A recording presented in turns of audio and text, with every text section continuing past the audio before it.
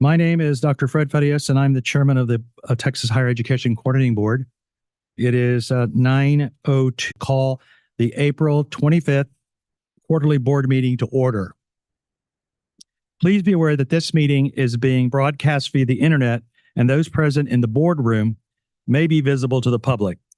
Members, when I call your name, please announce present. I, Fred Fedius, am present. Donna Williams, vice chair. Present. Javed Anwar. Present. Richard Clemmer. Present. Stacy Hawk. Emma Schwartz. Present. Ashley Thomas. Present. Welcome Wilson. Daniel Wong. Present. Cage Sawyers. Present. Please record in the minutes that we do have a quorum.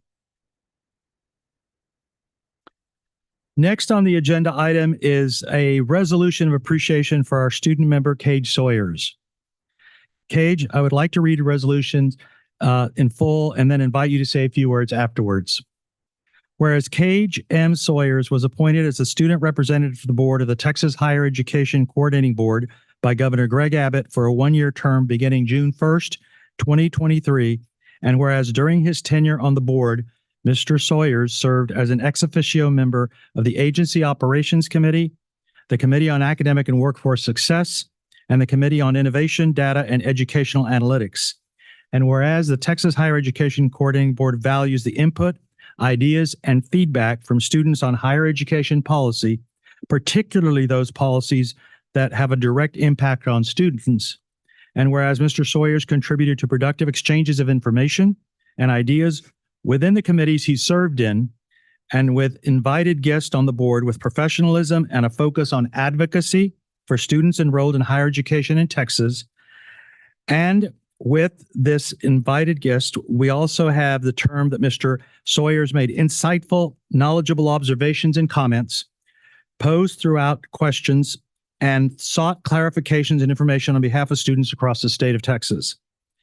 Now, therefore, be it resolved that the members of the Texas Higher Education Coordinating Board on this 25th day of April 2024 express our deepest appreciation to Cage M. Sawyers for his service as a member of the board and his unwavering dedication to higher education for all of the people of Texas, and be it further resolved that the resolution be included in the minutes and that a copy of the resolution signed by the board members of the Texas Higher Education Coordinating Board be presented to Cage Sawyers in recognition of the high esteem in which he is held. Thank you for your service to the state of Texas and the students of the state of Texas for the institutions, Cage. Cage, would you like to say a few words? Yes. Well, thank you guys. But first and foremost, I know that it's their job to say something, but to the staff of the THECB, you guys are incredible, from Mary helping with everything, every board meeting, to everyone putting in so much work to make these board meetings happen. You guys are clearly the oil in the machine. So I know they appreciate you all. Obviously, I was kind of the bottom rung on the totem pole, but when you helped me, I appreciated it. But they all even sing your praises behind closed doors. So they really appreciate you guys. And to everybody on the board, thank you guys for the hospitality, for everything this year, but most importantly, for the new friendships I have, and for the wisdom you've shared, for the funny jokes in Dr. Wong's case. But I'm very grateful for everything you've helped me with this year, the wisdom you've poured into me. And I'm excited to take that and go in the state in whatever capacity my next, hopefully 60, 70 years is, and share that with other people. But this board was particularly special to me because I grew up in a small town right on the Texas-Oklahoma border and the Texas side, to clarify. And only 20% of my high school went to college. And a lot of that was cultural, but a lot of that was because of financial reasons, because of accessibility reasons, because of people being exposed to opportunities. And so getting to tangibly touch a lot of this policy, community college policy, four-year institution, trade school policy, it's not just a policy thing to me. There's a name, there's a story, there's a face attached to every one of those policies that we're talking about, that we're passing. And I have a huge heart for where I'm from. I had an amazing family that pushed me and gave me opportunity. And that's definitely something on my heart as I grow into a young man and older, to use my law degree and to use the wisdom that people like you guys have poured into me to help the people of where I'm from. And this is the first step in that. So I'm very appreciative, and I'm thankful to call all of you friends now. Thank you, and thank you for your service. Do I have a motion to approve the resolution of appreciation for Cage Sawyers? Motion. Motion by Rick Second. Clemmer. And do I have a second? Second. Second by Javed Anwar. All in favor, please signify by saying aye. Aye. Thank you. Motion passes. Thank you, Cage. We wish you the best in the future. Let the minutes show that Welcome Wilson is also present. Thank you. Next on the agenda item is agenda item 2, Commissioner's remarks. The Commissioner will provide his remarks on some of the agenda items that we have for today that we'll be discussing. Commissioner. Thank you, Mr. Chairman and members. We have a very full agenda today, and there's a number of items I'd like to highlight. Before I get to those, also, I'd like to express my appreciation. Congratulations to Cage for your contributions and your service to the board. I look forward to following, or I should say, tuning in to your future endeavors. So today's major policy discussion is going to focus on what we're seeing in enrollment and admissions trends across our institutions. And in particular, Dr. David Troutman, who's our Deputy Commissioner for Academic Affairs, will share some of the challenges related to FAFSA and the rollout of FAFSA by the Department of Education.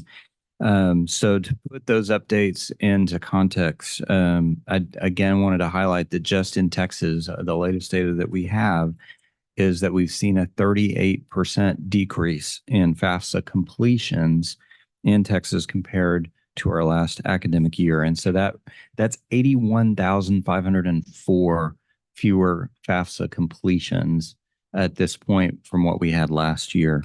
And so this understanding the data trends and potential implications for enrollment at our institutions is going to be critical.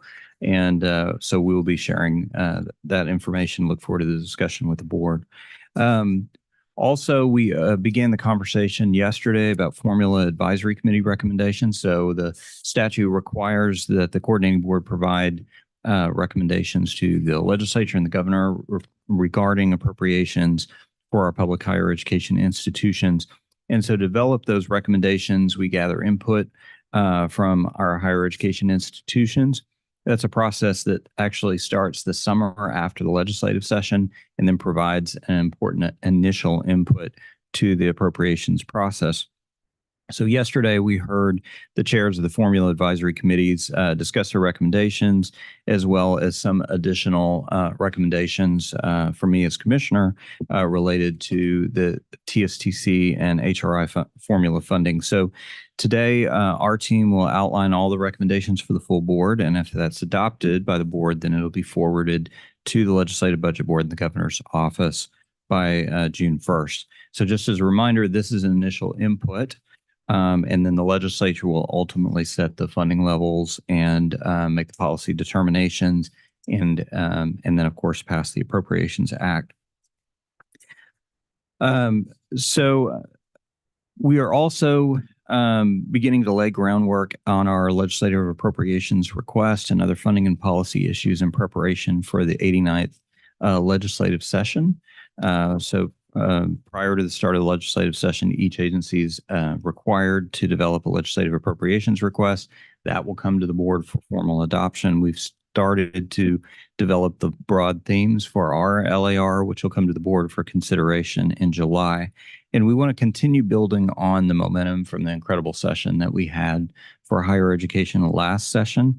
And some of the broad themes that we are working on and expect to focus on this next session would be around affordability, continuing to increase higher education affordability for students to improve our enrollment and completion. Also around aligning incentives in our formula funding. We talked a little bit about that yesterday with the representatives from the HRIs and from our general academics or our universities. But of course, we also want to make sure that we continue the momentum from House Bill 8 and the transformational reform of community college finance that was passed this last legislative session. Also, there's more work to be done on research, development, and innovation, including work that came out of the benchmarking that the coordinating board has worked on in partnership with the institutions around innovation and tech transfer. And then there is a lot of discussion around strategic investments around critical workforce needs.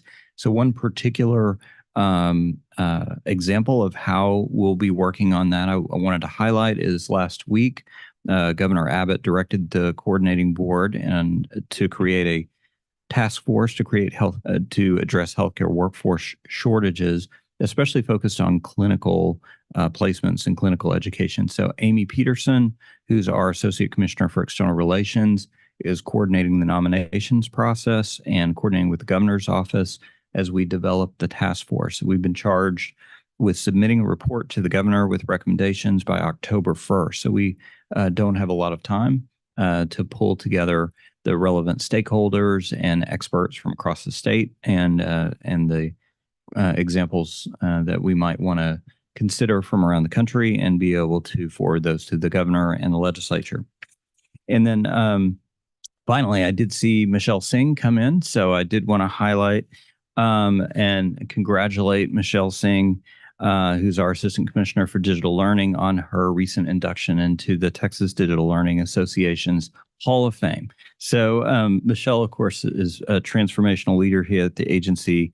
It's been working with our institutions on accelerating adoption of innovative practices and excellent practices in digital learning. So we're proud of you, Michelle. Congratulations on your latest honor and induction into the Hall of Fame. So, Mr. Chairman, with that concludes my remarks, and I look forward to the discussion today.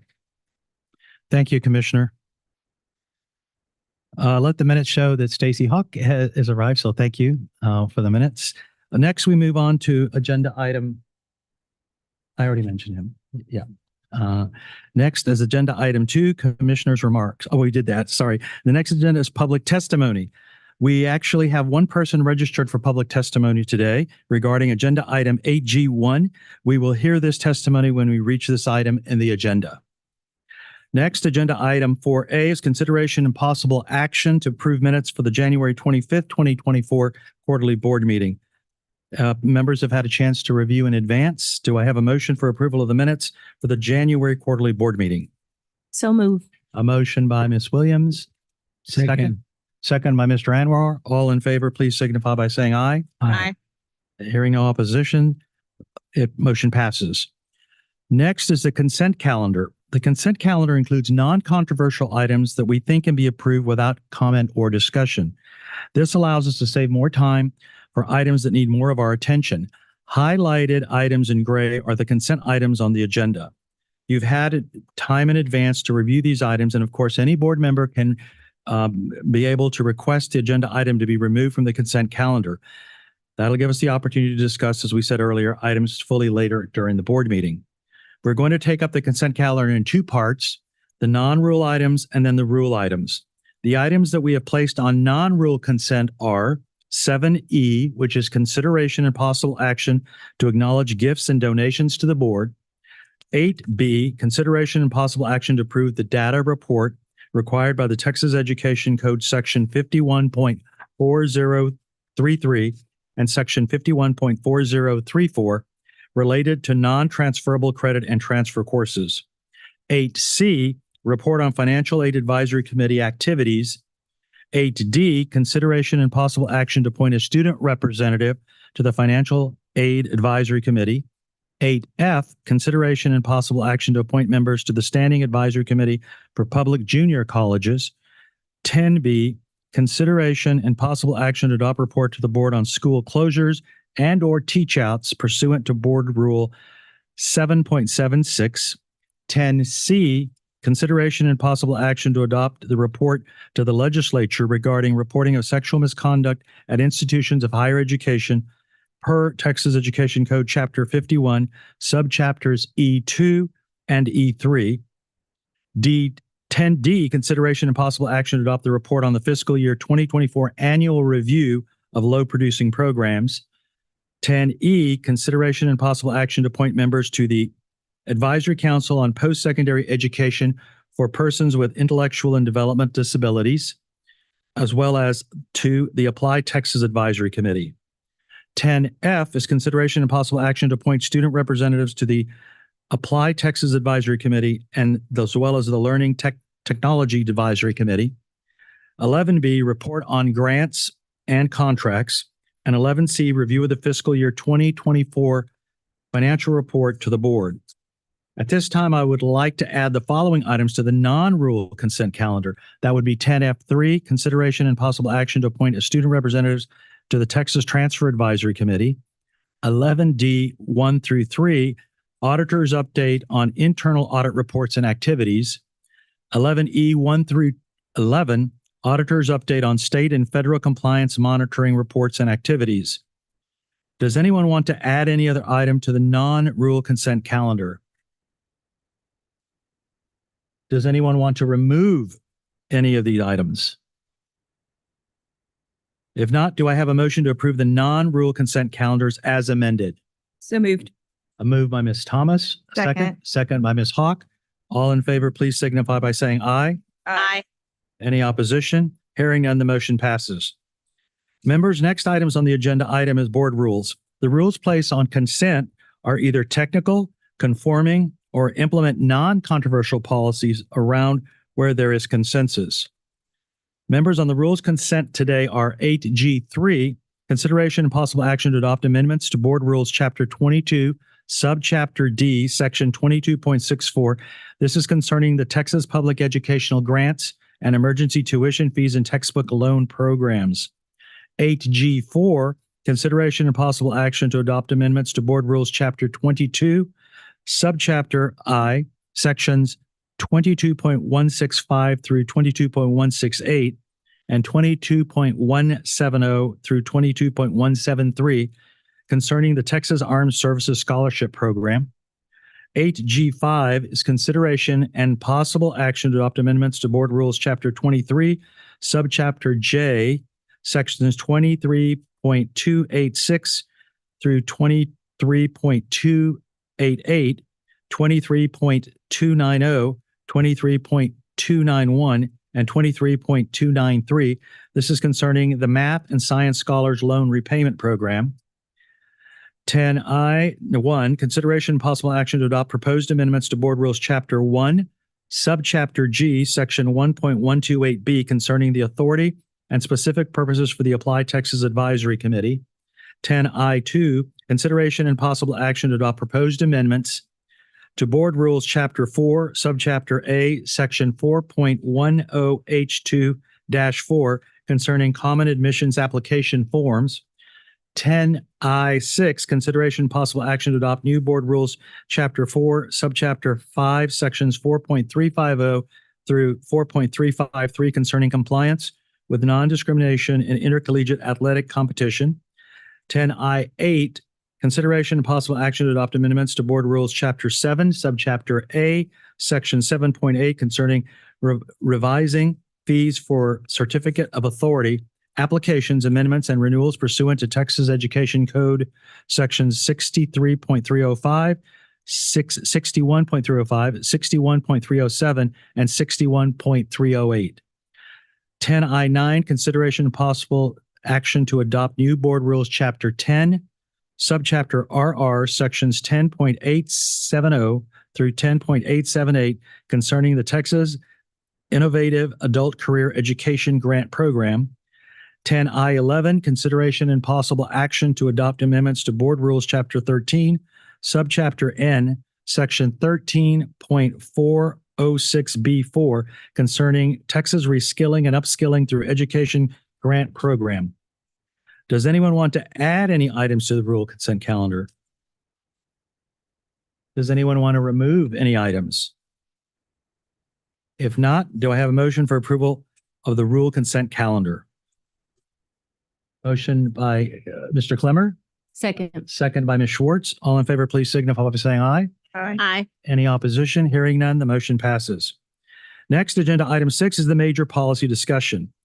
Major policy discussions are topics of interest where the staff, policy experts, and/or stakeholders providing coordinating board members with information of higher education policy matters or initiatives that have the potential to impact Texas statewide. The major policy discussion today is enrollment and admissions trends. Dr. David Troutman, Deputy Commissioner for Academic Affairs, will present the item and be available for questions. Dr. Troutman. Good morning. Good morning. I'm David Troutman, Deputy Commissioner for Academic Affairs of the Coordinating Board. Thank you, Chairman. Thank you, board members. Thank you, Commissioner Keller, for providing me the opportunity to have a conversation with you today about a very important topic.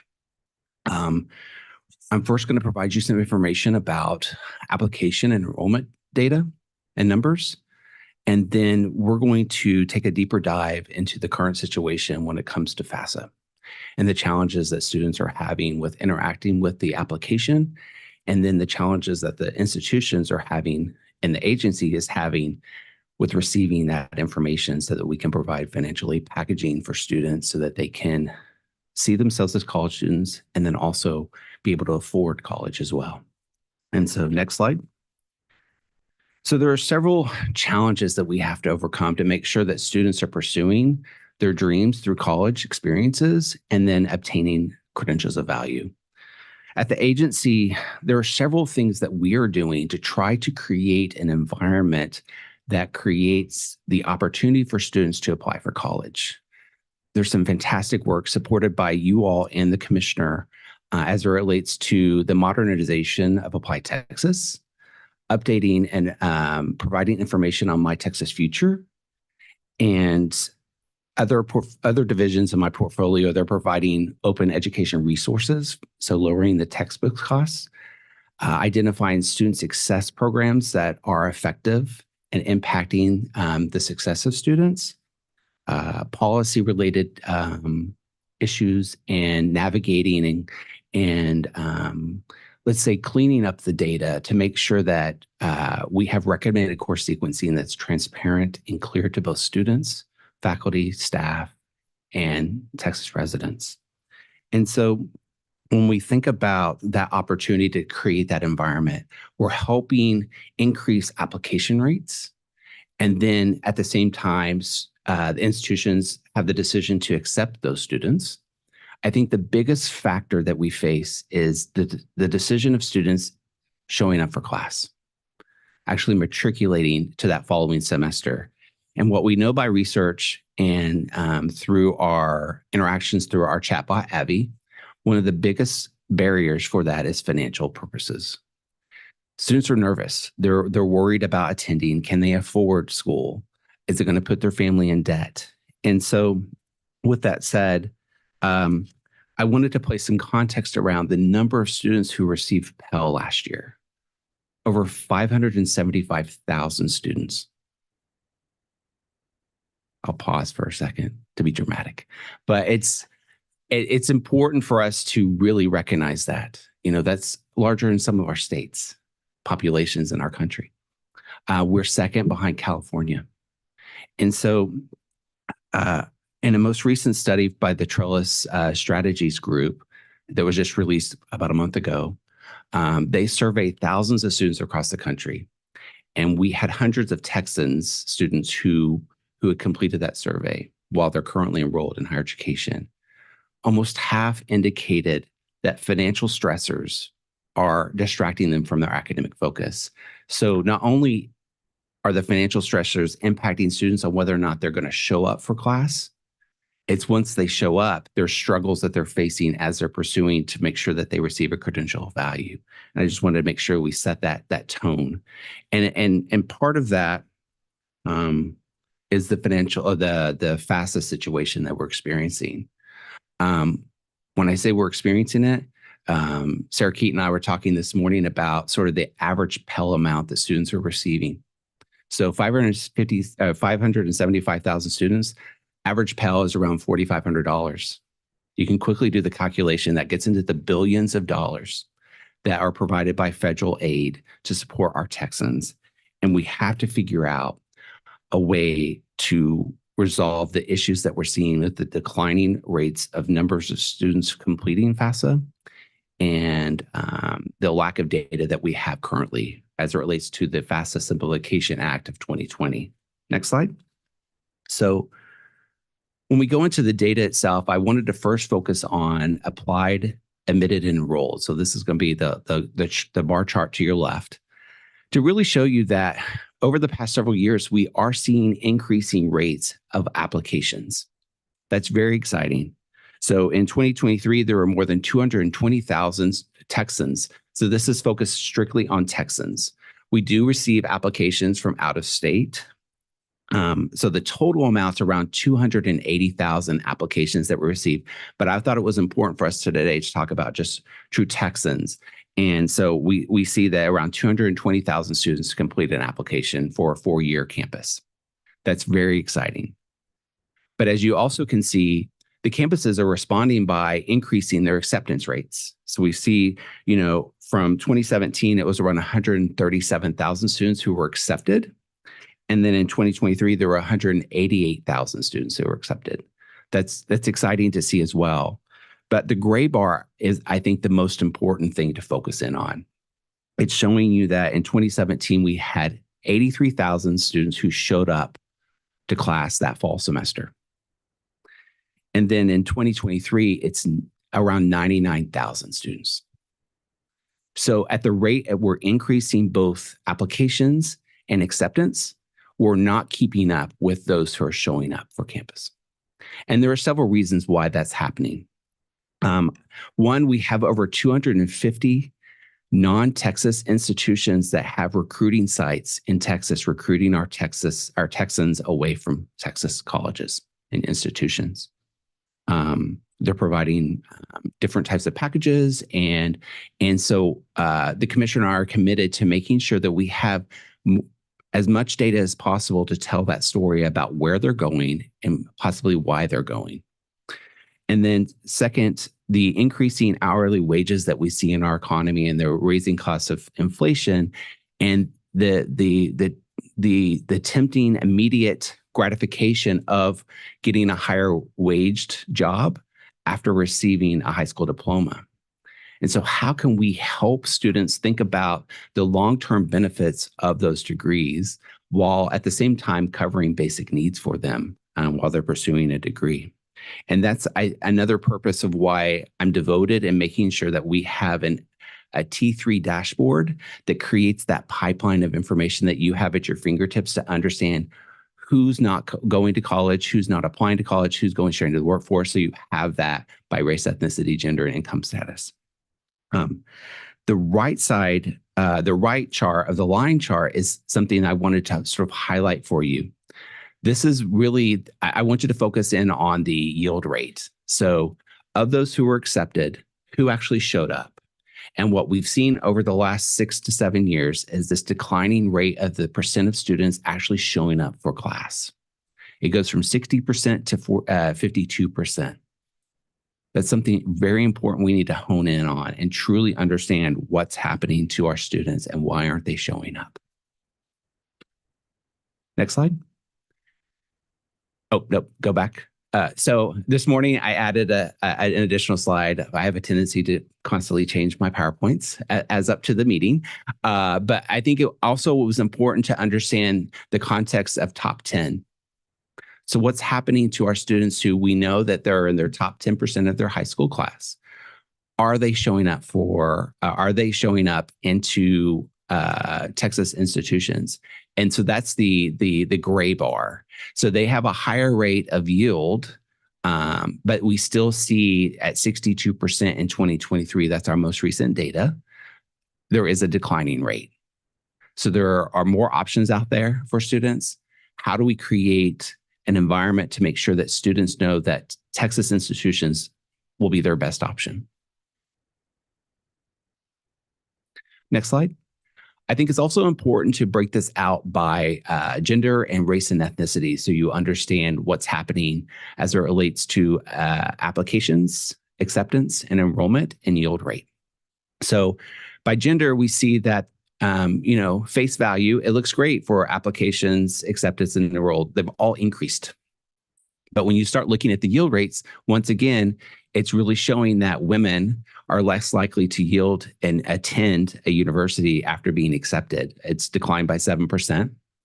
We see it's declined also for men. And then when we break it down by African-American, Asian, Hispanic, white, other, we also see those yield rates declining as well. So this is universal across all, both gender and race ethnicity. I didn't add this into the slide, but I also took a look at the race, ethnicity, and gender for top 10% students as well. It's a similar trend. We see that even for the highest decline is for Asian Americans who were in the top 10% of the high school class.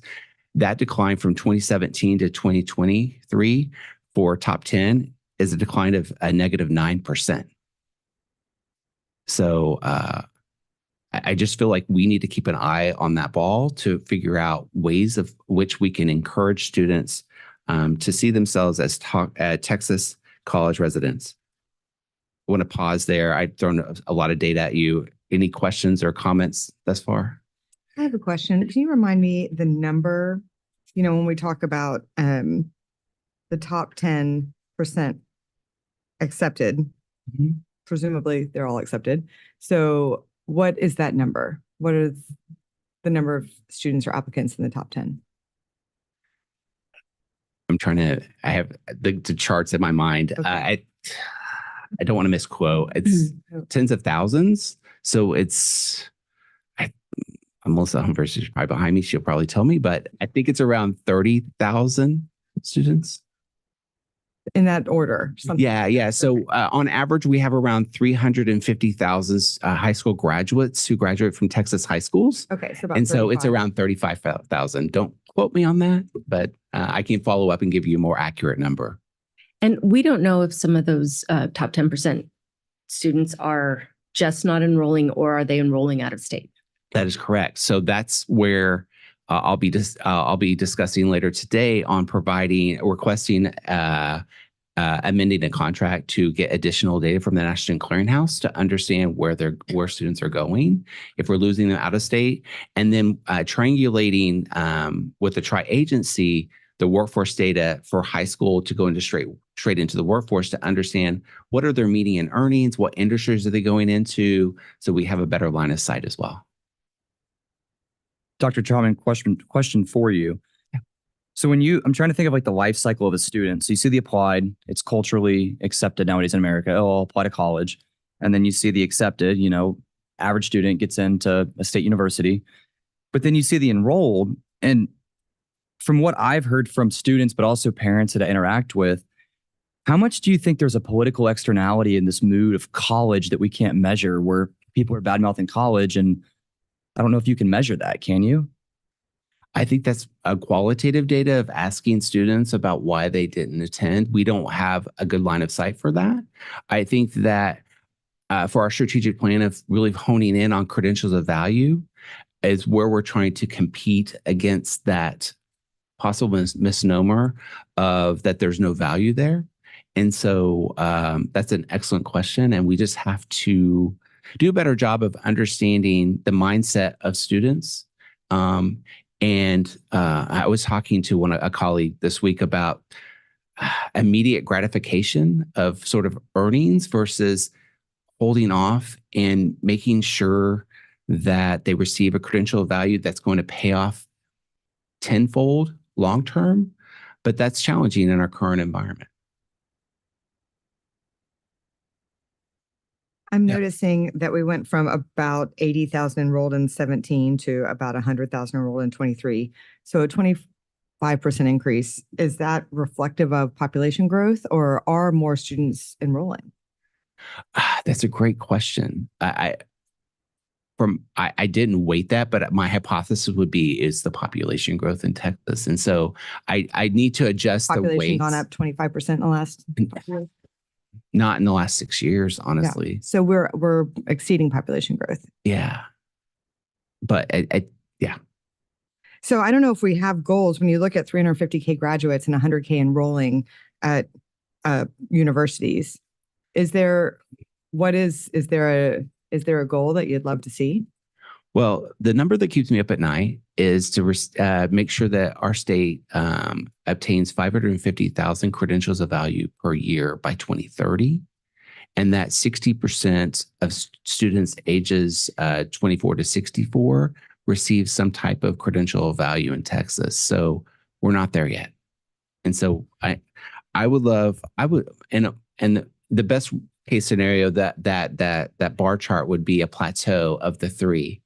So we see this much higher yield rate, so that we can ensure that students are receiving that credential of value. The thing that I struggle with, honestly, is if a student decides to go out of state, they're paying out of state tuition.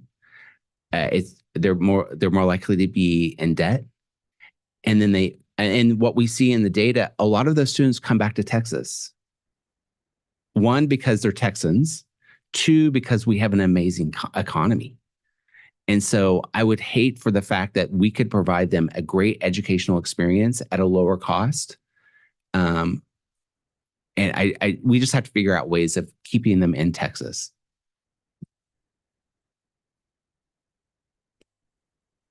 It seems that would just be to somehow provide an extra incentive, or maybe study and advise the legislature on what, kind of where's the tipping point, and just provide them that data. Absolutely. And I think leaning into sort of the financial aid component and Texas grant and other types of grant opportunities within the Texas centric to make sure that there's a clear line of sight of the true cost of higher education in Texas up front. Right now, we can't estimate that at that point. But I think going forward, we're going to try our best to increase aid for students in Texas so that there's a very transparent way of saying, yes, you are accepted. We're excited to see you. And this is your estimated cost. Yeah, and just to weigh in on that. So this is a particular issue that we highlighted with the policymakers, and then we're continuing to focus on. So if the board approves us to be able to obtain the additional data from the clearinghouse, we'll have a much better sense of where students are going, where we can even see which individual institutions. I mean, if students have a full ride to Princeton, I'm not that worried about them. If the students, as David suggests, we see a lot of students that are going out of state that might have more modest financial aid awards, and they actually would be much better off financially to stay in state than to go out of state. Out of state institutions have become increasingly dependent on the students coming from out of state, and we see a number of institutions where half of their students are out of state students, and it's critical for the business model of these institutions.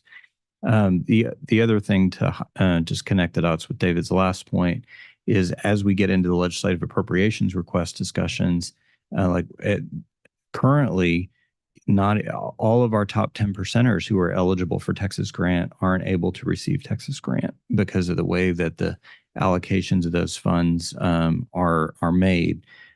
So that would be one of the issues in particular that the legislature could address and make sure that we could provide some predictability. So if students knew that they were eligible for automatic admission, we would argue that we should also make the financial aid predictable for the students so that they would know what it would cost them to be able to attend the institution.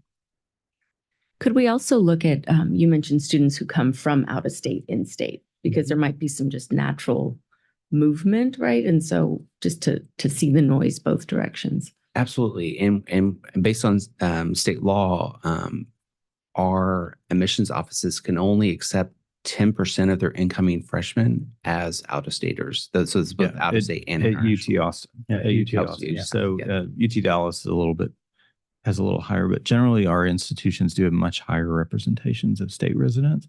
But to your point, Ms. Schwartz, we can provide some profiles of what we see happening with those out-of-state students, and then connect them to see how many of the students then stay and are working in Texas. I know along the borders, I think we have some reciprocity with like NMSU with tuition, in-state tuition going both directions. And so I think we see movement both directions. And so it might kind of equalize, but I don't know. Yeah, I think, this paints an interesting picture because we're doing well, and we have room to grow. Mm-hmm. But, the interesting thing is we have a lot of students, and Stacy's right. I mean, talk about the population growth. What's the factor? So I know an admissions director of an Ivy League school who says biggest competition for that school is students deciding between the university to block from here and trying to get the Texas students. And as the commissioner said, they are really actively recruiting Texas because of the young population that we have. And so it's interesting, but the finances have a lot to do with it. And as Mr. Wilson said, if there's got to be a way to incentivize and making sure that the universities keep our top students here. And a lot of folks don't know the system. By that, I mean, it's like opportunities. And I think that has a lot to do with it. So it's good that we're digging into this data, especially the 10% that aren't going anywhere, because I think most people ask me that question, is why is our demographic of students in the top 10% not necessarily going to certain schools, but not going anywhere. And so I think this is where this data is going to really provide a lot of information for us. So especially, I appreciate that comment, Mr. Chairman, because especially if we can receive the clearinghouse data, merge that in, then in our new T3 tool, we'll be able to illustrate how many students do we see not enrolling at all, but we see working in Texas at different places in the pipeline, and how many and we can also, as part of that, look at how many top 10% students we see not going anywhere, because that to me was one of the most disturbing things when we had the earlier look at the data, is that we saw thousands of students who were eligible for automatic admission, and it wasn't that they were going out of state. We didn't find them at any college or university in the United States. And so They just fell off the map. they just fell off the map. Now, I would assume a lot of those students are working, but if you're a top 10% student who's eligible for Texas grant, that means not only do you have automatic admission to almost all of our public universities, but you go tuition free. And I think students and their families may just not understand, here are the opportunities that are available for you. Here's what that can translate into in terms of career opportunities also. Well, and 10%, yeah.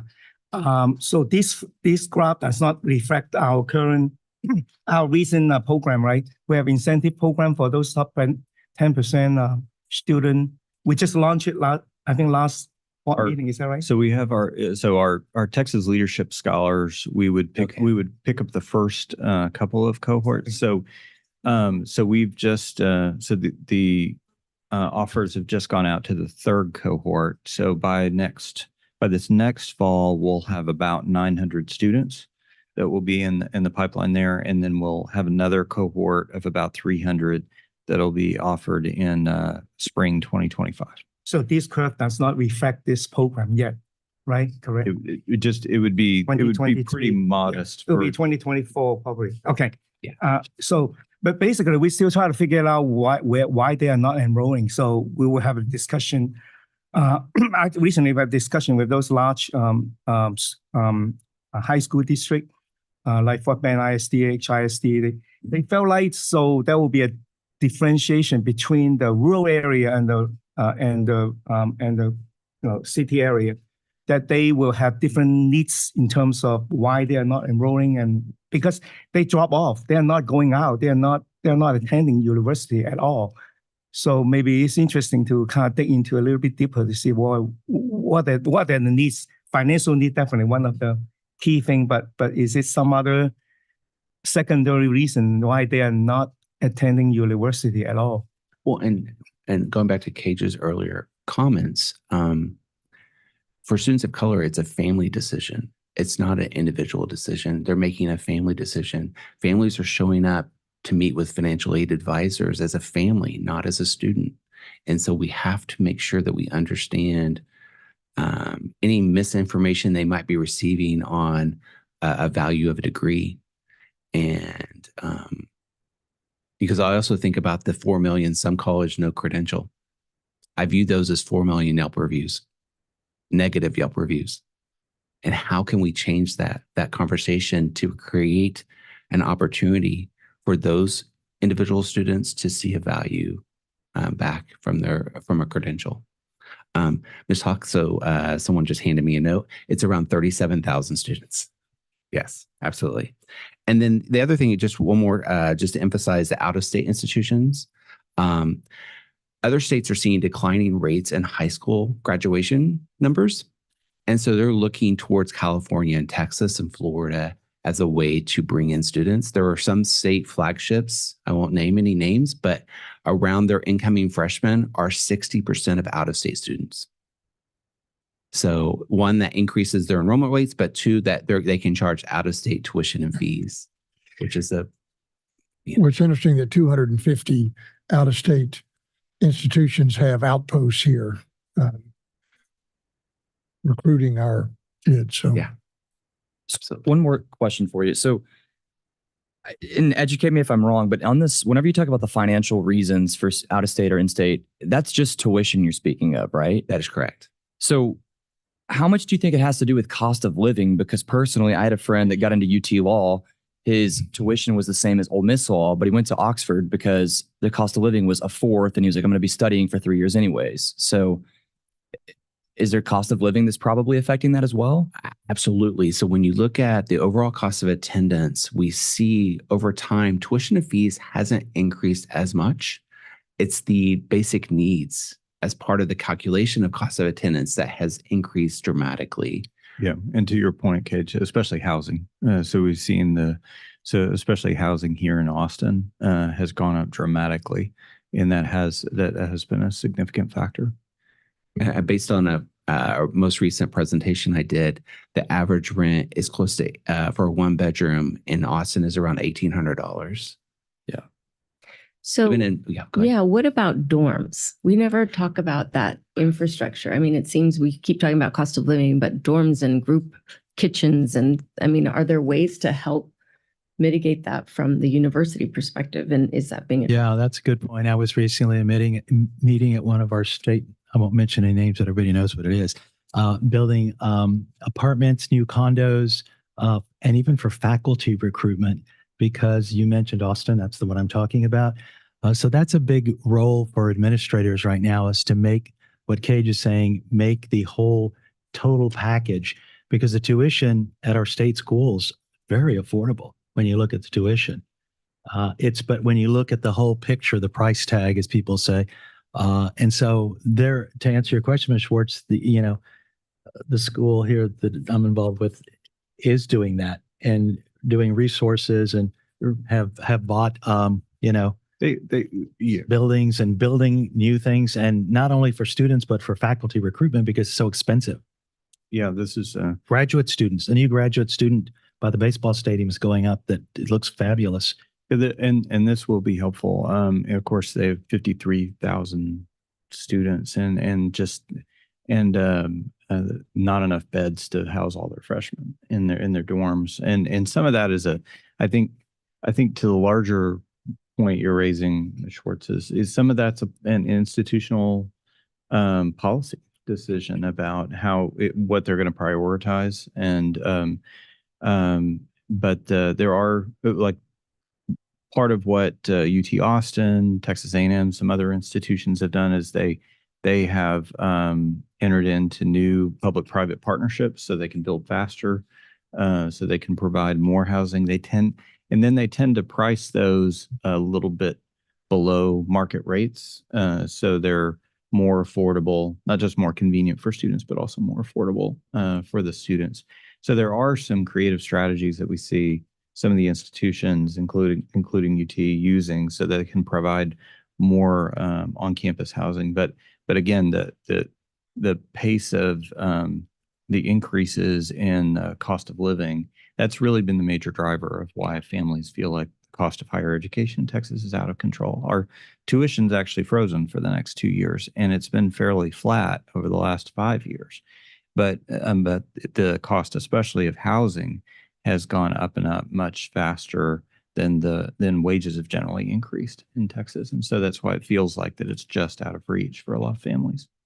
Well, and even just food has increased. Last year's numbers of the increase from the previous year to that year was the highest rate since the 70s. So students are feeling that in their pocket. Well, one real quick, one thing is we are talking about all the enrollment.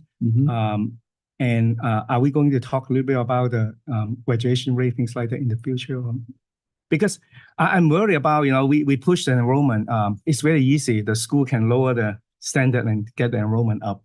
I mean, it's no metric.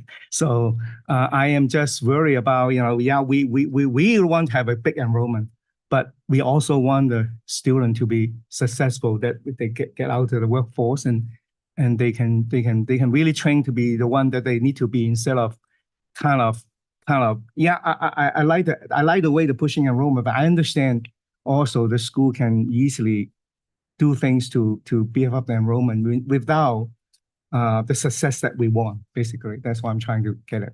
And I also wonder if, the numbers of applicants and enrollment has anything to do with, after COVID, with a lot of the schools not requiring SAT, ACT, and a lot of students applying or not applying because of that, and now schools going back to requirements for SAT. Would that enter the picture, do you think, Dr. Troutman? Possibly. I'd have to do some further studies on that to give you a more articulate response. But back on to graduation, I think due to the time constraints of this conversation this morning, maybe there's a follow-up of phase 2 of policy, major policy on graduation and completion rates that we can go a deep dive into. Because really, next slide, please. What I wanted to show you is I forecasted out using enrollment data from 2000 to 2023 to see what the future state would look like for our enrollment numbers. So what you're seeing here are the Texas Public 2-year college enrollment forecasts up to 2030. I did that to align with our strategic plan. The gray bars in the graph are those of recession. And so typically in a typical recession, you'll see an uptick in enrollment after that recession for community college enrollment. But with COVID, it was a different experience. But what you see here quickly is there's this roller coaster of enrollment experiences that are happening in Texas. And so when I forecast out to 2030, it's a wide confidence interval. So I can't be 100% confident that the 767,000 students is going to be the number. It could be considerably more. It could be considerably less. And I think the work that we're doing with the community college finance bill and really helping restructure and understanding not just enrollment and seat time, but looking at the outcomes of completion will help move the needle on enrollments. Also thinking creatively about moving beyond just an associate's degree. What are the other types of credentials of value that community colleges could offer students quickly to see that return in investment? And so this is to be determined, but what I'm hoping to do with this chart is to for Melissa Humphreys and I have a follow-up conversation with you in 24 to see what that enrollment numbers look like, based on our conversation that we're going to have with FAFSA and the situation with yield rates. Yeah, and just to underline a point that David made about the community college finance system. So this is trying to forecast what we'd see in production of credentials. So if we look at what we're seeing in the enrollment patterns, I think the early data is promising. So year over year from last fall to this fall, we saw an increase, I think, of about 37,000 students. About 25,000 of those were in community colleges, and especially in our dual enrollment programs and in the workforce programs. And so what we see is I think colleges are stepping up and responding to the new incentives, and they're also investing these additional dollars. Alamo College, for example, is committed to doubling their workforce education programs. We are seeing more students enrolling in dual enrollment who are in dual credit programs, who are low income, who are eligible for free or reduced lunch, and able to take advantage of the new FAST financial aid. So we'll keep the board closely apprised, but I think the early signals are positive, and we can provide some more detailed data in July of what we've been able to see this first year of implementation of HB8. Which brings the question I had, because I understand we have about 100,000 enrolled first time in universities. Is your best estimate we have about that many enrolling in our 2-year public junior colleges as well? Yes. So that's something that I need to drill down further and really understand the application. So as a community college application, if they complete the application, they're admitted. but Mhm. I want to understand the yield rate, like who's actually showing up and what's that Enrolled. number. Yeah, enrolled. Yes. Right. Because if it is growing at that kind of a rate, then that could be even better than this 100,000 number, in which case we would be over the 60% mark for students matriculating to an accreditation or some sort of credentialing Yeah. from high school. Especially if as the colleges lean into short-term workforce credentials or even embed short-term credentials within their associate program. So that would be the key to how we can hit the 550,000. Like if we just try to do conventional production of bachelor's and associate's degrees, we're not going to hit 550,000 credentials, and it wouldn't really align with what we need for the economy anyway. So I think the key is going to be in these enrollments in especially short-term workforce credential programs. Yeah, but when we're looking at these numbers, I think it doesn't tell the whole story if just as many kids are going to starting at two-year community colleges, and then in some cases matriculating to a four-year program, others exiting with a credential and others not completing.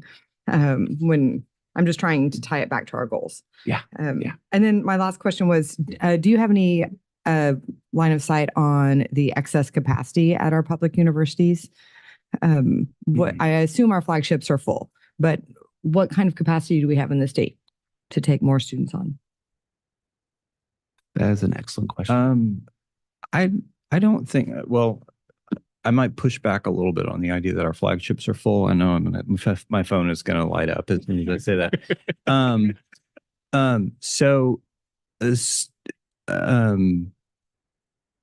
Here's something that I'll call out. If I ask a community college president how many students they enroll, they'll tell me 50, 60,000 students, at Austin Community College.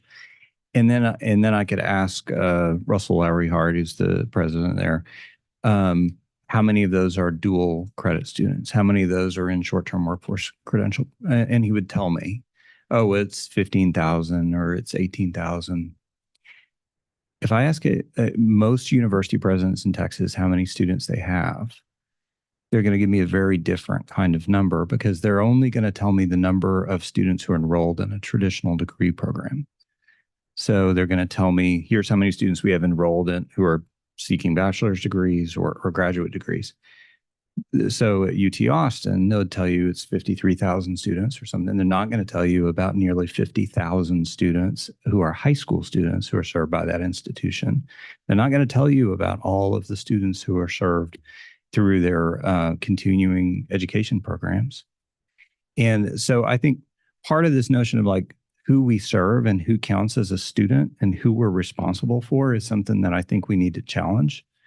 And because there are many more students we need to serve in Texas and be able to get to credentials of value. There are a lot of different ways that we can do that through a lot of different kinds of programs.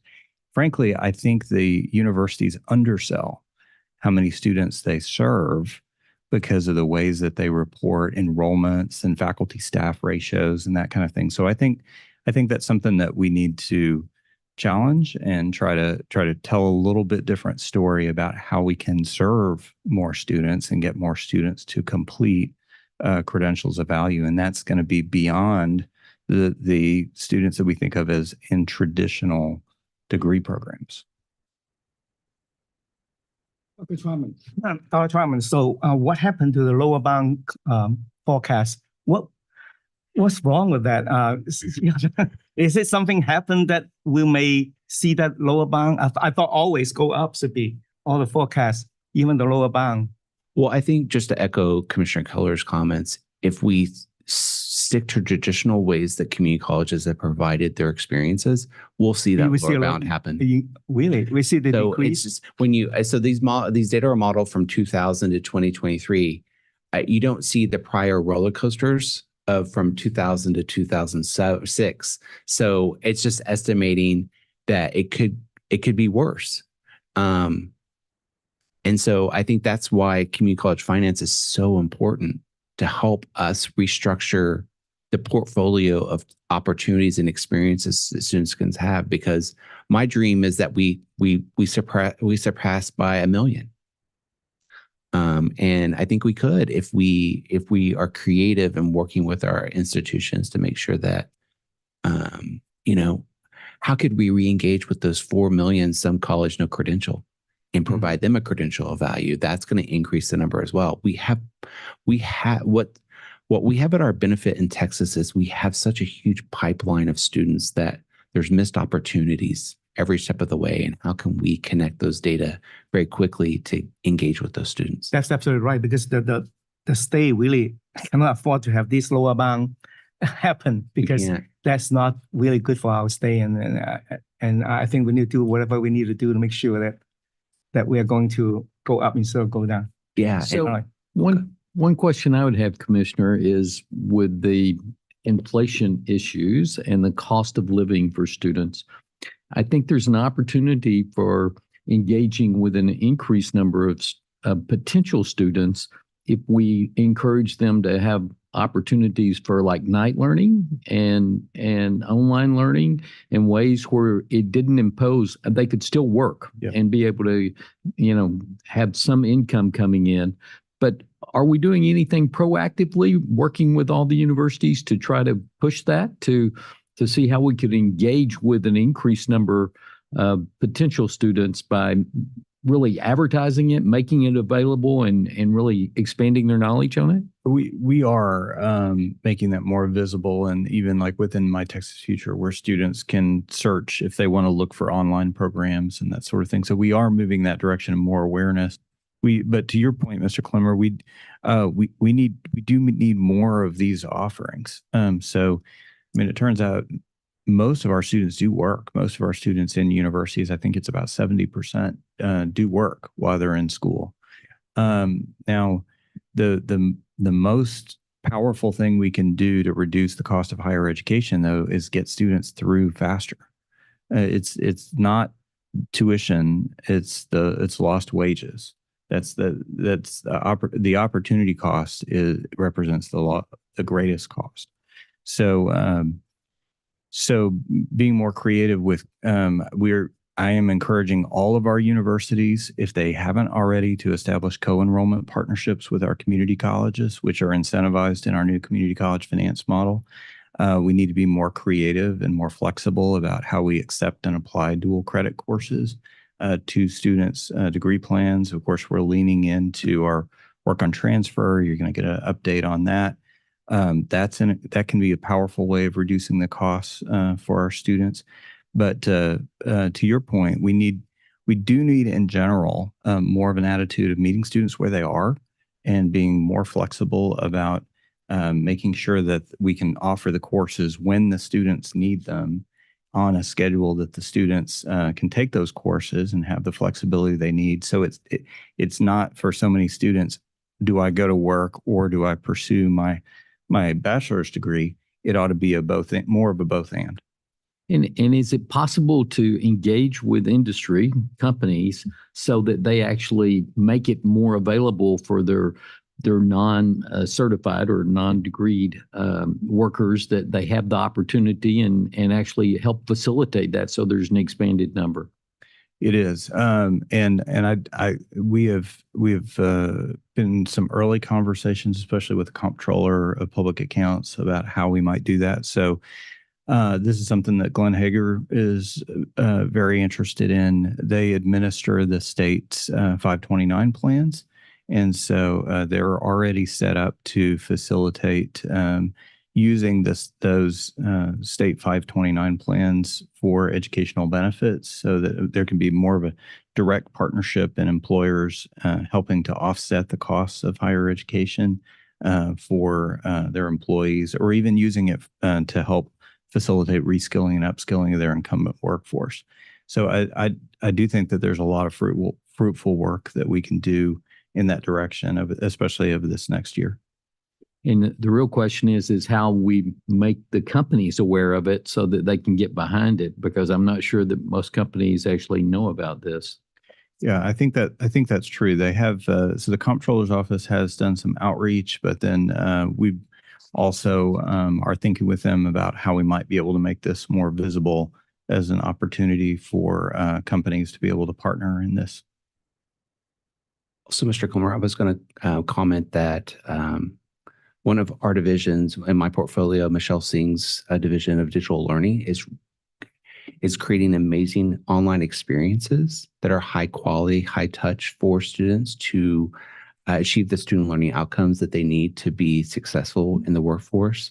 She's also championing an effort through the Collaboration Center on course sharing. So it's online experiences for students so they have more agility. If they're taking courses at Alamo and these courses are full, they could take another experience at another institution very quickly, and it's a seamless process. So we have our eye on the ball on that experience, and her and her team are doing fantastic work. Next slide. So when you look at the forecasting for 4-year enrollment, I'll go a little bit quicker because I think I'm probably running out of time. 4-year enrollment, it's a much tighter band. It's more linear. We've seen increases, so it could be up to close to 800,000 or as low as 723,000 based on, and this is, once again, this is sort of the traditional way that we view students as full-time enrollment. Full-time and part-time enrollment, but we need to do a better job capturing the spirit of all what Commissioner Keller was saying earlier about all the different types of experiences that students are having at those institutions. Next slide. So based off of the application process, acceptance, enrolled information, I wanted to just bring to your attention the modification of FAFSA. So Congress passed an act in 2020 to simplify and make it more transparent. What happened with the most recent FAFSA versus past FAFSAs, the past FAFSAs were around 100 questions. And now they've reduced that down to 36, which is fantastic and exciting on face value. But then there's some challenges with making sure that we have the information we need as a state and as institutions to create financial aid packages. So they also adjusted some terminology. Typically, they used expected family contribution as a proxy for determining Pell eligibility and other financial aid packaging, and they've adjusted to a student aid index.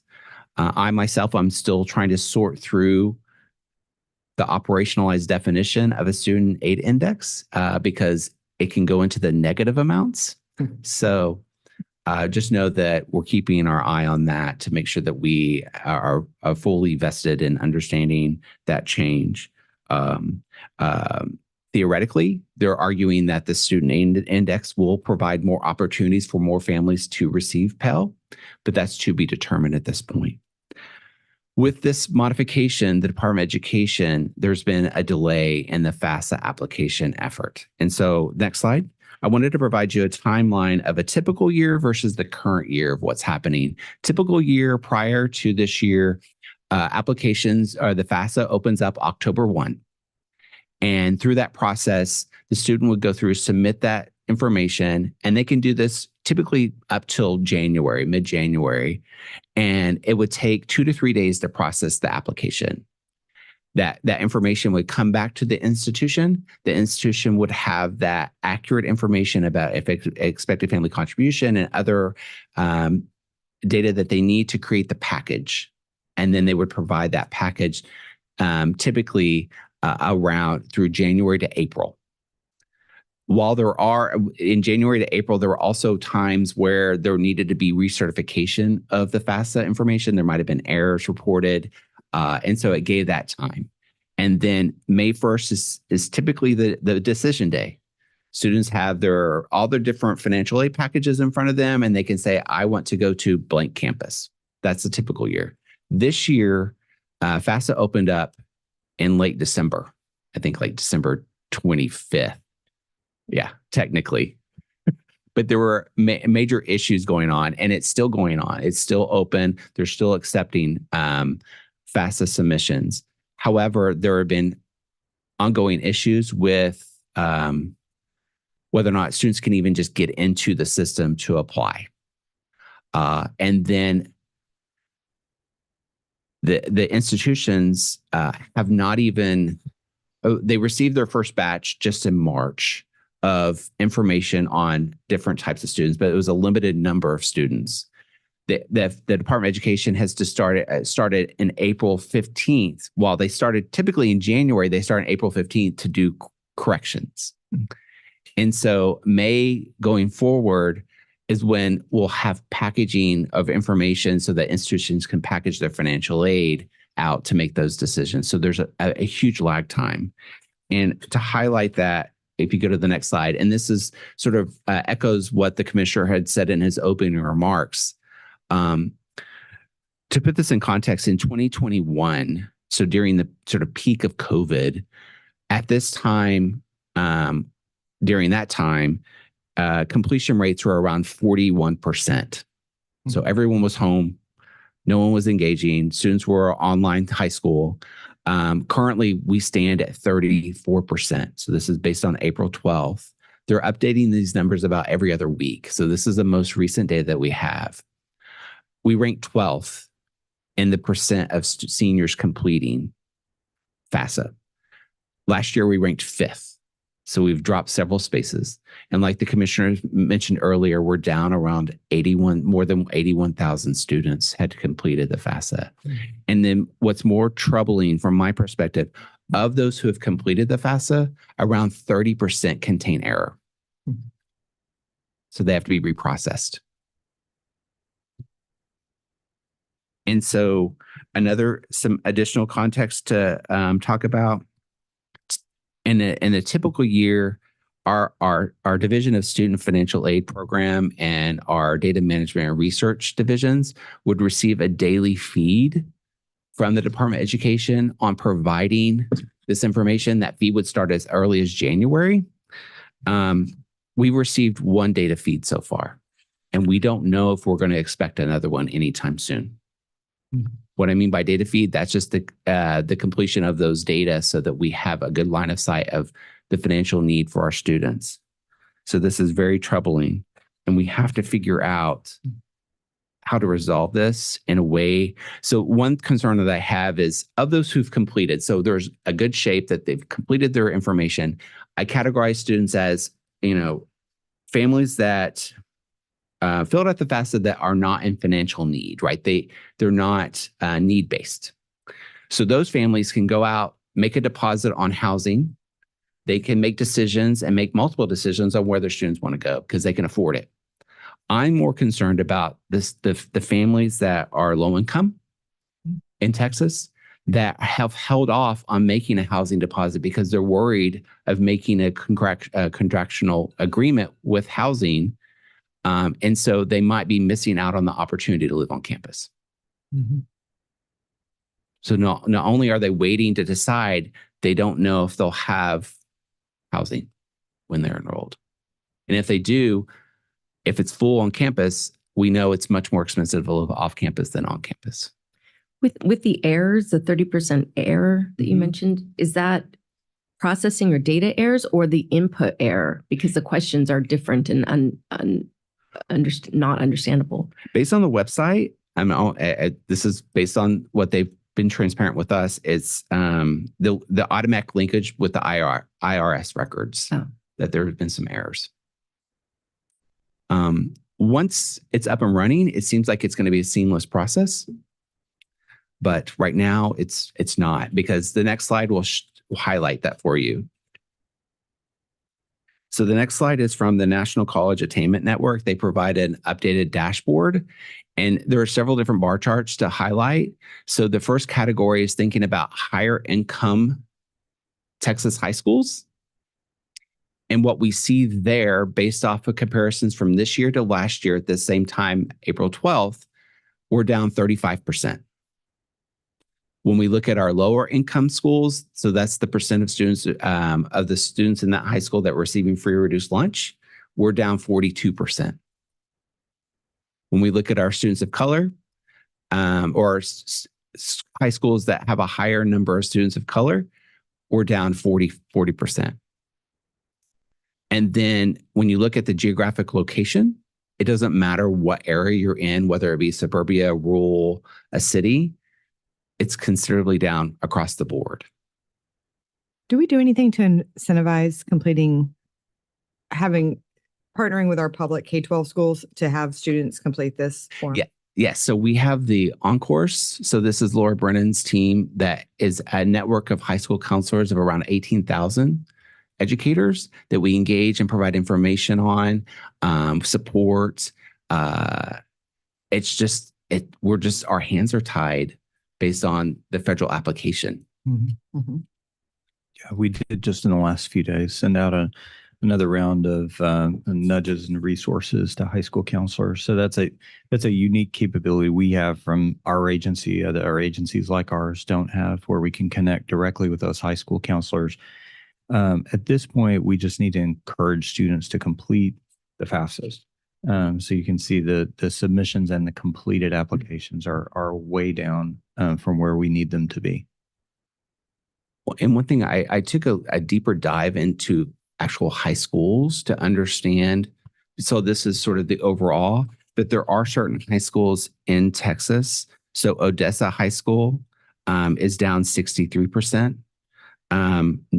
Northbrook High School in Houston is down 81% from last year.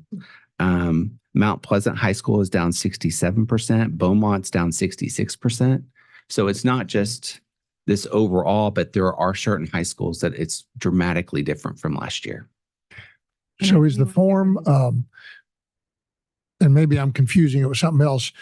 My understanding is the form is very simple to complete, and there could be a glitch in the processing part on the state, on our side or the state side, or is it just? No, the form, now that you can get it, and some of this as a dad of senior, I can attest that I've gone through this myself. The form is pretty straightforward to complete now, and the system will allow you to submit an application. And as David mentioned, just in the last couple of weeks, they've even have the ability, if you have an error, to be able to correct those errors.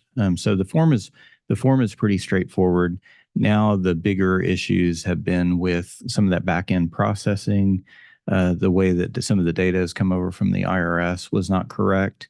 And there were issues with the data that's been provided to institutions so that they know how much money students are entitled to receive, like what their Pell Grant amount should be, and how much other financial aid that they'd be able to receive. But from the student experience, student perspective, the form is up and running. They can submit their FAFSAs.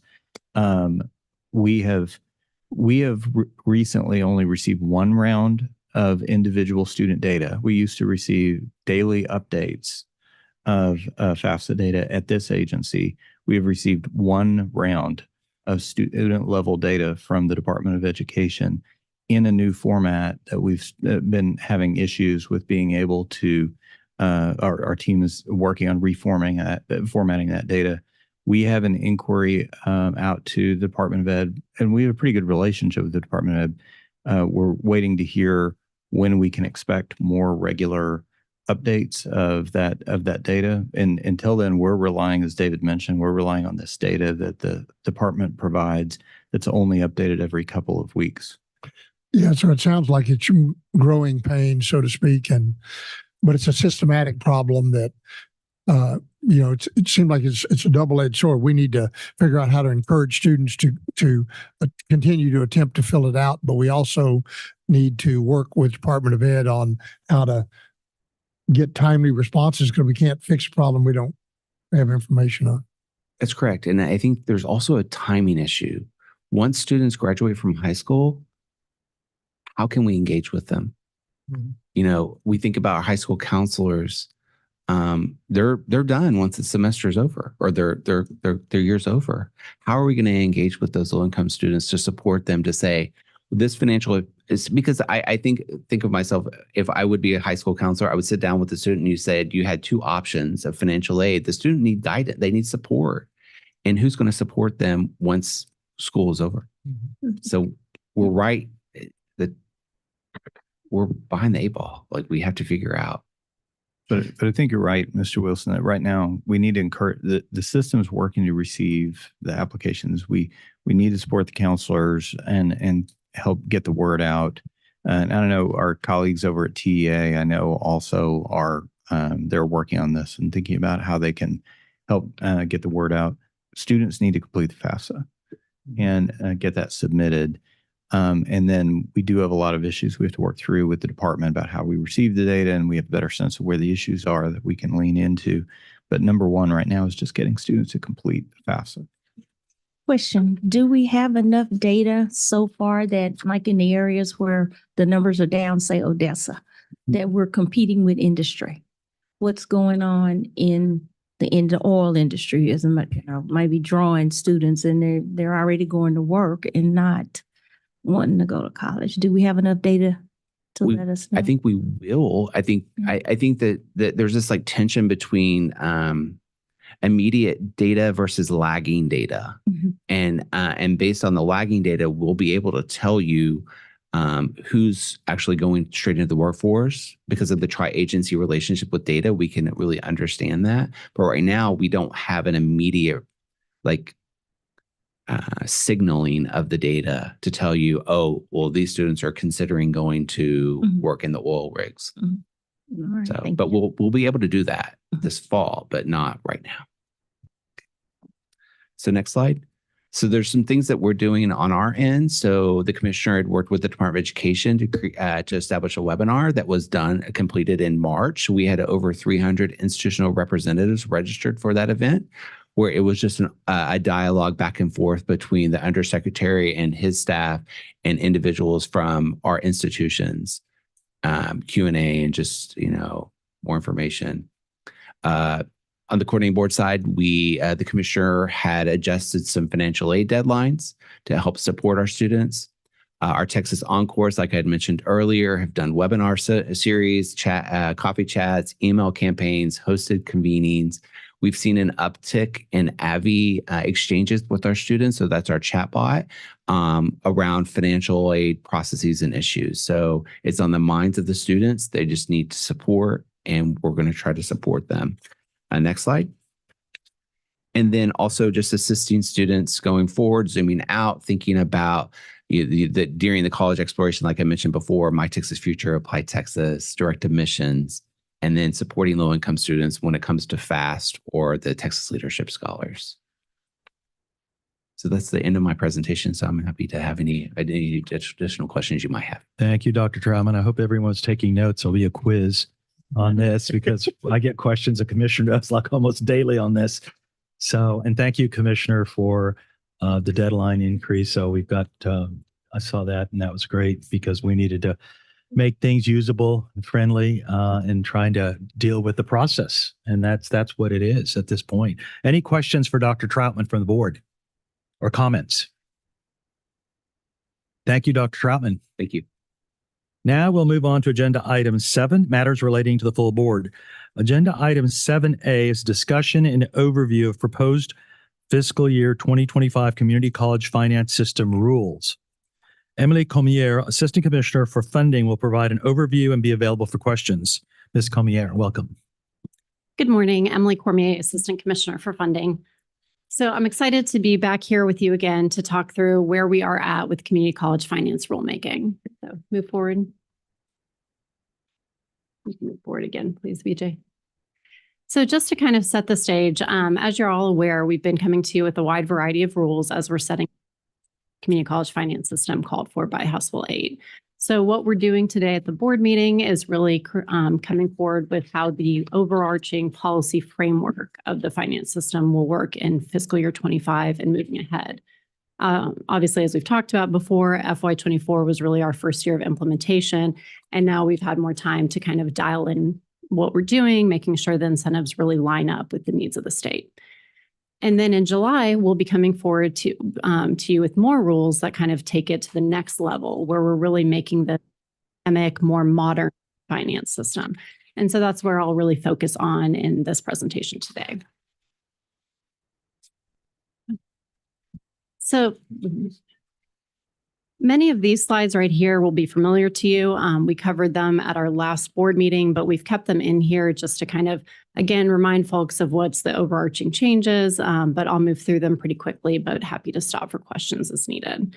So just before diving in, a quick reminder of the layout of the new community college finance system. So 95% of the funding is based in the performance tier, which is rooted in student outcome achievement. and 5% is in the base tier, which is what supports really our small, rural, and property poor institutions in the state. The performance tier is based predominantly in 3 areas. This is the achievement of 15 semester credit hours of dual credit, transfer or co-enrollment to a general academic institution, or then the achievement of credentials of value. And all of these characteristics or all of these outcomes are then looked at in terms of the student characteristics of those students who achieve those. So we provide additional weights for those students who are considered academically disadvantaged, economically disadvantaged, or who are adult learners. So the main areas of rule changes primarily impact the performance tier, but there are some things that affect the base tier as well. So as we discussed fairly significantly last time, we are refining the concept of a credential of value further in FY25 by adding a second layer to this outcome that will be funded through the performance tier. So the first tier is what is called the credential of value baseline, which is looking statewide at the return on investment for credentials, and a second tier called the credential of value premium, which is more of a bonus and granular look at individual students' experience and their return on investment. Moving to the next slide. So the performance tier includes that variety of what we term as fundable credentials, which includes those that are looked at as more traditional versus the short-term workforce. But we're excited that in FY25, we'll be able to start awarding funds for the achievement of Texas Opportunity High School diplomas that get awarded, and also third-party credentials. Moving to the next slide. And then for credentials that are awarded in a high demand field, we have those rules coming towards you today, but we are looking at laying out how we define what is a high demand field in the state. And so we're looking at that in basically 2 different ways, at the statewide needs as well as region-specific needs. And so what we're doing here is that we consider what are the 10 statewide high-demand occupations, and we develop that using federal jobs data and employment projections. And then we look at each individual region and what are the top 5 growing occupation needs in that region, and basically add that to each region uniquely. So if it doesn't appear on the statewide list, you get your next 5 in each region. Then the next one is emerging occupations. These are commissioner designated occupations that align with legislative and executive priority in the state. So that has to be clearly laid out through either passage of a bill or authorization of specific funding in the budget by the legislature, and has to be done in consultation with the governor's office. Additionally, we're including a petition process to include those that we're calling essential occupations. And so this is basically for individual regions. Colleges can come to the board and say, this is something that's essential to our area, and we'll be able to consider it, score it using a rubric we develop with the Workforce Commission, and determine if it should be added to the list. Moving to the next slide. And then the last major change for some of the rules coming for you today was just that we're updating our specific calculations and requirements for achieving an outcome to make sure we're really hitting the right levers in the different areas. And one of the key ones is really looking at dual credit and transfer and ensuring that we're not double counting hours between those 2 outcomes. We also have really dialed in our adult learners. An adult learner is considered if they're 25 years of age or older. Initially, in the first year of implementation, it was if they were 25 when they achieved the outcome. However, we're now dialing it back to look at were they 25 during the course of their studies to really make sure that we're capturing the right population.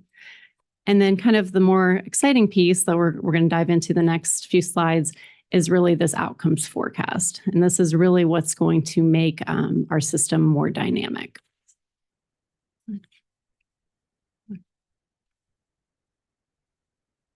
So our July rules that we're working on right now are kind of focused on 3 key areas. And the first is that we're going to be making it permanent that for the financing in the system, 95% will always be for the performance tier. So this ensures that state funding is predominantly aligned on outcomes, but also ensures that we're keeping the base tier and it doesn't get crowded out over time. We're also creating the forecasting mechanism to estimate future performance while partnering that with a settle-up provision or dynamic payment system to align actual payments to the outcomes that are actually achieved by colleges. This was really a key piece of House Bill 8 to address the issue in the old finance system, whereby institutions were funded on basically a point-in-time snapshot of contact hours delivered. For schools that were in a downturn when that snapshot was taken, they were basically stuck with what they had for the next 2-year funding cycle and didn't have an opportunity to kind of catch up funding to what was happening on campus. So really what we're trying to do here is make sure that the system adjusts every year and is more real time to what is occurring on the college campuses. Next slide. So as I mentioned, one of the more important considerations that we've been working on is making sure that over time, the base does not get crowded out by the performance tier. So the base tier is a calculation that looks partly at an institution's ability to raise local revenue through property taxes. So there was concern that with rising property values in the state, coupled with institutions getting better at getting students out faster, this was part of the funding model that could lessen and eventually phase out over time. This is something we wanted to guard against, given that this was really focused on our small and rural institutions. Therefore, the new rules intend to formalize that the base tier should always equal 5% of the whole formula pie. The rules will also lay out the rates and weights for each of the fundable outcomes listed, and we are currently working with the new data to set those amounts. As we did with the first year of implementation, there will be a 25% bump for those that are economically disadvantaged, which is defined as a Pell recipient, a 25% bump for students who are considered academically disadvantaged, which was that they were not college ready, and a 50% bump for the adult learners.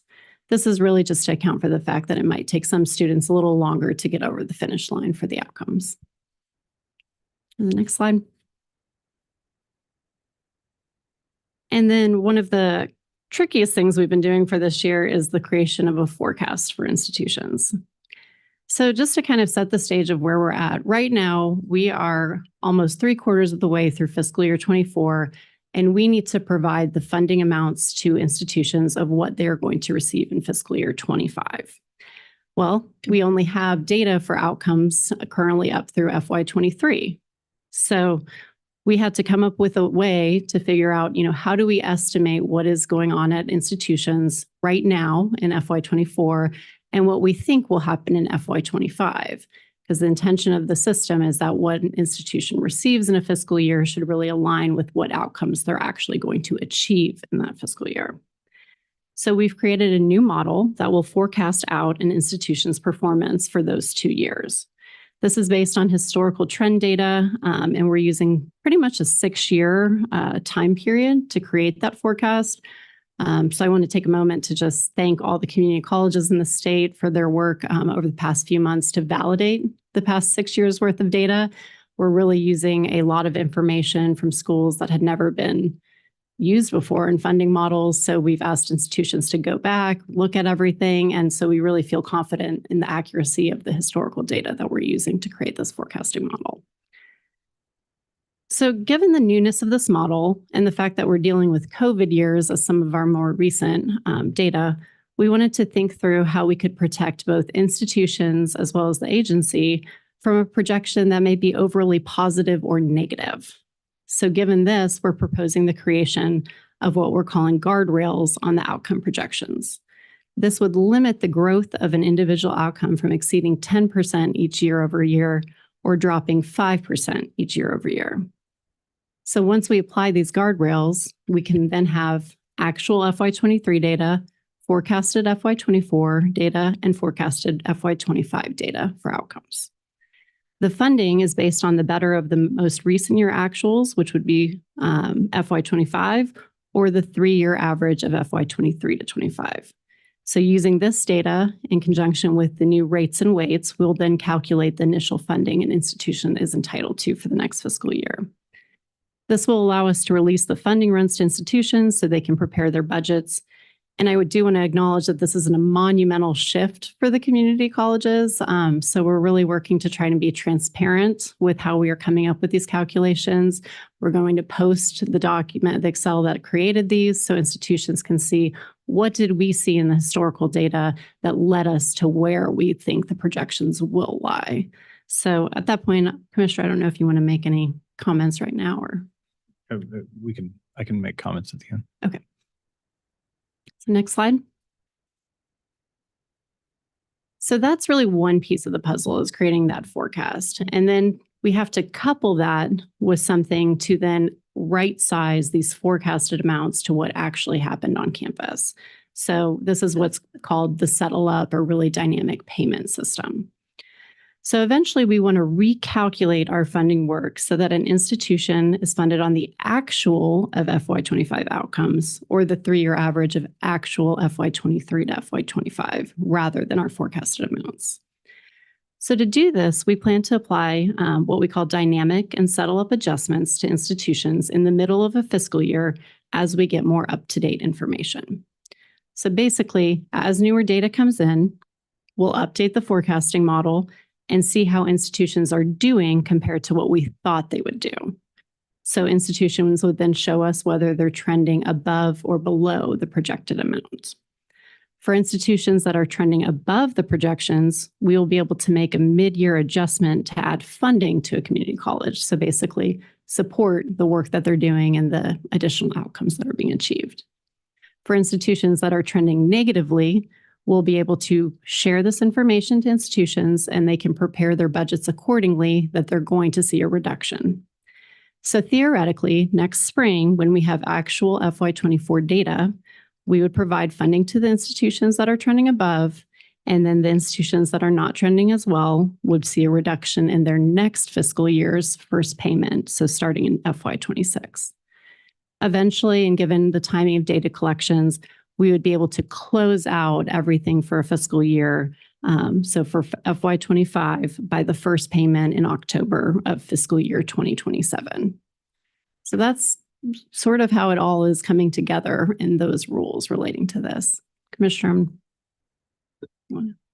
So thank you, Emily. And of course, some of this we went over at our previous board meeting, but we were throwing a lot at you, so we'd be happy to take any questions. It's really been a monumental task over this last year to develop the rules to implement the new system. And just a couple of sort of high-level comments I'd like to make about that. First, there are a number of creative policy innovations that are in the system that Emily just outlined, and that's gotten a lot of attention around the country.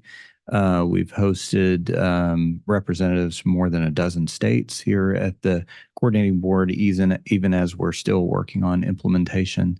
But it's as much as it's a story about policy innovation, I've emphasized with everyone, this is really an exemplary story about policy implementation. And I want to commend our team, our finance team, especially Emily and her team.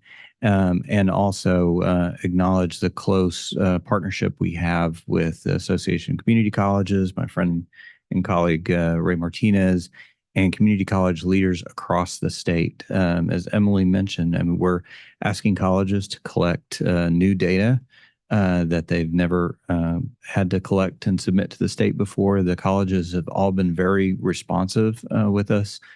We've been able to work very closely with those college leaders and are moving incredibly quickly to completely overhaul the community college finance system over about a year to be able to put this new system as fully envisioned in House Bill 8 into full implementation for FY25.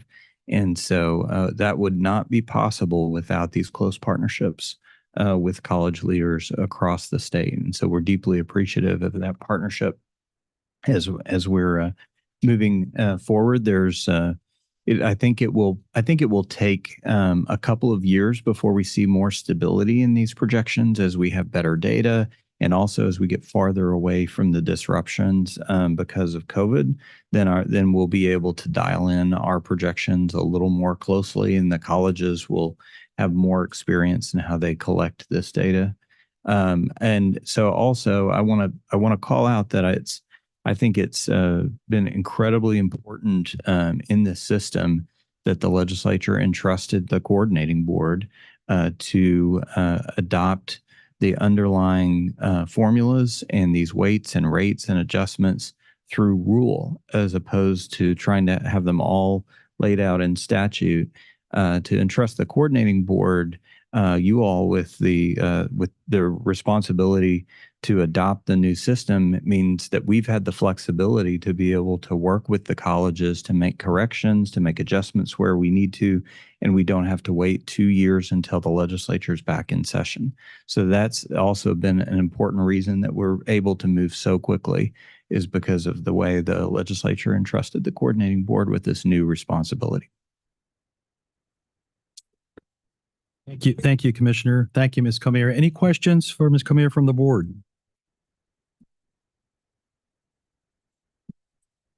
Oh, you got a couple more slides? Yeah, go Real ahead. quick, We've got yeah. time.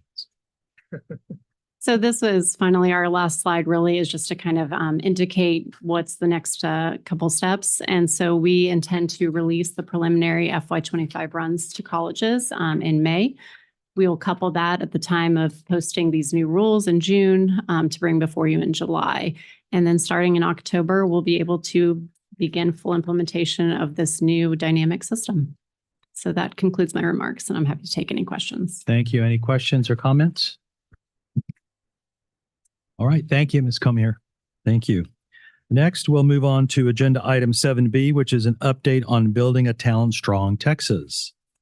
Melissa Henderson, Chief of Staff and Executive Director for the Texas Higher Education Foundation, will provide an overview and be available for questions. Ms. Henderson, welcome. Good morning, Chairman and members. Thank you. My name is Melissa Henderson. Chairman, as you just said, I serve as Chief of Staff here at the Coordinating Board, as well as Executive Director for the Texas Higher Education Foundation. This morning, I'll be giving you a brief update on our ongoing rollout of the Building a Talent Strong Texas plan. Since our last update in January, we've continued supporting various aspects of the plan, particularly around credentials of value, which you just heard quite a bit about as it relates to community college finance and lies at the heart of the Building a Talent Strong Texas plan itself, as well as that model and our data resource efforts. So as you just heard, we continue collaborating closely with colleges to develop community college finance rules for fiscal year 25, some of which will come before you today and some of which will come before you at the July board meeting. Of these rules, I just want to underscore again, as you heard in the previous conversation, that beginning in fall 2025, we are adding that credential of value premium incentive to the funding model, where institutions will receive this premium funding for each student earning a credential of value who is projected to achieve a positive ROI at or before a target year, when most students in comparable programs are projected to reach positive ROI. And again, to the conversation yesterday in the IDEA committee about the importance of affordable and clear pathways for students, we're excited about this new feature in the model and the opportunity to reward institutions for enhancing ROI for students by supporting them in successfully moving through their program as efficiently as possible. Additionally, as part of our ongoing work to develop new data resources, we recently held an interactive 2-day training where over 20 2-year and 4-year provosts and other executive campus leaders from institutions across the state were introduced to our secure data dashboards that provide information to institutions about persistence in graduation, transfer, and labor market outcomes for their students. Participants were excited about the work and provided excellent feedback on opportunities for the next phases of the work. We will continue to keep these and other stakeholders engaged for continued feedback and appreciate our ongoing partnerships with institutions in our data work. Finally, I'm excited to share that we were one of the 7 nationwide recipients awarded grant funding through the Lumina Foundation's Great Admissions Redesign. This funding will support direct admissions functionality that will be rolled out this fall and housed within My Texas Future.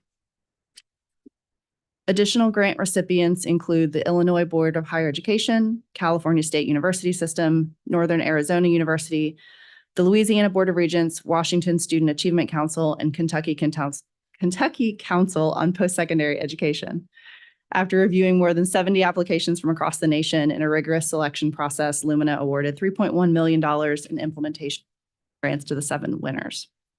With the support from this grant, we are excited to be able to facilitate a smoother, more streamlined admissions process for students through My Texas Future and remove barriers and complexity that have historically hindered students. This continues to be an exciting time for this work, and we look forward to continue keeping you closely apprised as we move forward. Commissioner, anything you would add? Just that the questions the board members had about what we're seeing in the actual enrollments and completions, we'll have by July some additional data, and we'll be able to provide a more detailed update on what that looks like relative to our goals for credential production. Members, do you have any questions for Ms. Henderson? A quick question. Do you know of any, I'm excited about this work. And so thank you for the update. Do you know of any institutions that do essentially pre-populate a path for students when they declare a credential or major indication? Yes. So there's a couple of different ways. So some of the institutions, one of the have had a lot of success first just with defining the pathways, where you have these folks will call them guided pathways. The community colleges are actually much farther along than most universities are in Texas because of work that they've led through the Student Success Center at the Association of Community Colleges. And then a number of the universities also have had a lot of success with providing recommended course sequence default paths for their students to their programs. Now, I don't know in addition how many institutes, so it's more anecdotal, but there's some institutions then will take those recommended sequences of courses and pre-populate the schedules.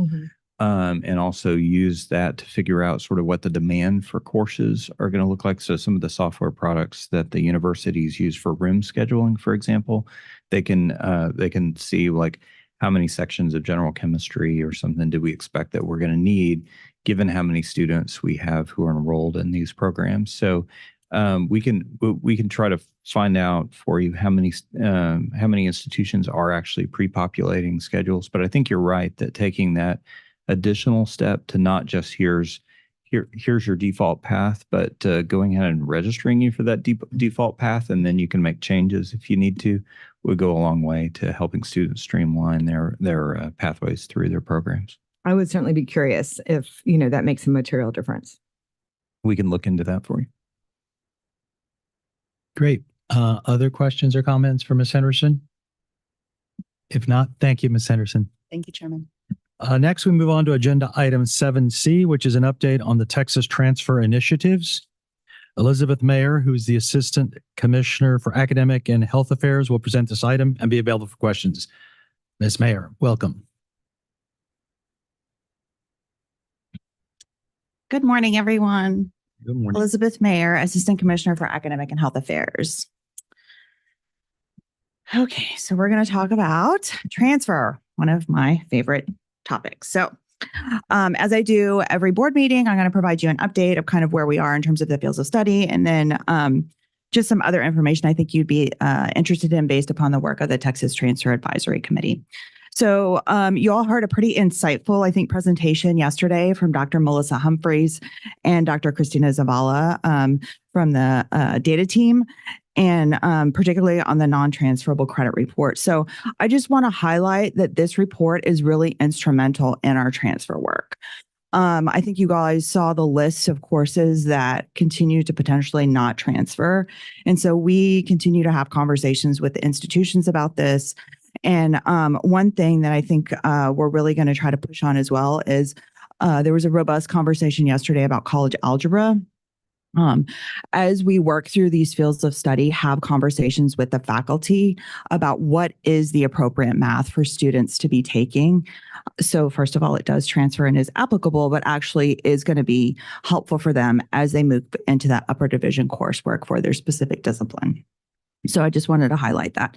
So in addition, as we have done, I think, over the last couple of years, we'll invite Dr. Christina Zavala to the next TTAC meeting so she can provide additional information about that report to the members. And typically, this usually prompts some folks, at least on the committee, to reach out to her to get some specifics about what are some potential courses that are problematic for their campus. So just wanted to highlight those couple of things. And now, BJ, if you could just go to the next slide, I'm going to provide you with an update. As you can see here, we have continued to make some good progress on our revision for the fields of study. We now have 10 revised fields of study. And these include now the 2 education ones that you see at the bottom. And so one of the things, we brought actually a work group together before we even started the education fields of study to kind of figure out what was the best way to do that. And based upon that discussion of the work group, decided to really focus it on the certification pathways, because we want to make sure that these are going to be the appropriate courses for the students as they're working through their lower division coursework, but also as they go into the university for their upper division courses. And then you can see there, actually yesterday, I did receive the finalized education EC through 3 directed electives from my team. And so I should hopefully be passing those along to the commissioner soon for his final review and potential approval. And at the last board meeting, I think I shared there has been a work group that worked for several months to develop an alternative framework. The existing framework does not fit for some disciplines, particularly things like biology and likely engineering, because of the significant number of lower division courses that are required. The way the framework works now is that you basically have 18 semester credit hours of lower division coursework, and that doesn't work for these disciplines. So what we're doing is actually at the July board meeting, we'll be bringing forth rules that describe the details of that alternative framework to give those disciplines an opportunity to develop a field of study. But instead of having 18 hours, they would have 30 hours.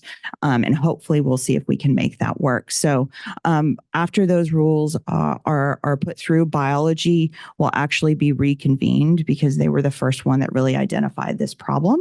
And so we'll go ahead and reconvene them and see if we can come to some kind of agreement about whether a field of study can be developed for biology. Exercise science, kinesiology. So this subcommittee actually, when they were meeting to go through the process of developing a field of study, found out they really didn't have enough courses to choose from. So all of the courses that are in all of the fields of study are from the academic course guide manual. And so what they needed to do is actually come back and have a work group to develop some additional courses. And they've done that. And now we're going to go through a finalized review and approval process. After that's done, they will likely reconvene and have enough courses to choose from for that fields of study. And then English was in the same situation really as biology. They really had some challenges with the existing. So we'll come back after the alternative framework is completed via rule. And then communications, we're working through and collecting the directed electives. So hopefully if everything goes as planned, we will be bringing the communications to you all hopefully at the next board meeting. And then those last few listed there, computer and information sciences, engineering, history, the BA in particular. After the alternative framework is completed, those subcommittees will seek the nominations for, and then we will go ahead and try to work through developing a revised field of study. So that is the update on the fields of study piece. There were a couple of other things. So I think I typically highlight this as well. So far, 413 faculty have participated in these fields of study. These are 2- and 4-year institutions. For every single field of study that we do, we have an equal representation of the 2- and the 4-year faculty. So they have an equal seat at the table. In addition to that, we also ensure that we put it out for public comment. So even if for some reason a faculty member is not selected to be on the fields of study subcommittee, everybody has an opportunity to still provide input and feedback. And then just a couple of one other thing, I mentioned the alternative framework, but also this meta major concept that we talked with TTAC. So one of the things that I think that we have found is some students don't actually know if they want to major in criminal justice or sociology, but they have a vague idea of like, I would like to major in a humanities or a STEM field or something like that. So we asked TTAC about potentially developing fields of study for that. And they agreed to that. And so our team is going to work with the data team to see if that's going to be possible. If it's possible to develop this like meta major kind of fields of study for potentially students that don't have the exact path identified yet that they would like to. And that concludes my remarks, but I'm sure the commissioner, as always, has he feels Can I equally ask a passionately quick about question transfer. real So quick? So on item 18, I'm curious why the history, the BA only. it's the language requirement. There was some issues with that. It like doesn't really fit into the existing field of study framework. Okay. And my other comment before the commissioner says something, if you could please pass along the thanks to the committee, the faculty. I know it takes hours and hours, and your team, Yes. Elizabeth, for all this hard work. I remember when it started. Seems like a long time ago, but you're really filling out the puzzle, and it takes time and it takes a lot of hours. So please pass along the faculty members and your team the great work, because this is something the commissioner and I get quizzed on a lot by legislators and parents, right? And this is a big mission for us, the coordinating board, trying to get people out and graduate in a shorter amount of time, save money, and really the big goal of the coordinating board. One of the major things is to make things affordable, and getting a pathway and knowing that is one key way of doing that. So thank you. So thank you, Mr. Chairman. I did want to emphasize the point that Elizabeth made about we've had more than 400 faculty who participated in these work groups. And also we have a dozen university representatives, a dozen community college representatives that are part of our Texas Transfer Advisory Council that are the governance structure, where they look at all of the potential areas where we see students transferring, and they've focused on developing fields of study in the most frequently transferred pathways. This is work we're proud of, and it seems like that we're making some great strides. It was actually codified. A number of elements were codified in this last session as part of House Bill 8. And it has been, as you alluded to, Mr. Chairman, a ton of work from our team. Commend Elizabeth and her team, and my former deputy commissioner, Ray Martinez, for his work in helping to shepherd development of this new framework, which has been spotlighted by the U.S. Department of Education as one of the national exemplars for how to develop transfer pathways. And actually, it turns out just spotlighted today inside higher education for the Texas work on streamlining transfer pathways. These pathways give students a way to be sure that all 60 hours they take towards an associate's degree will transfer and apply to their bachelor's degree, to help students optimize their choices. So I want to say thank you again to our colleagues who continue to do this work. And thank you, Mr. Chairman. Thank you, Commissioner. And thank you, Elizabeth. You're on the next item, so you don't have to leave, please.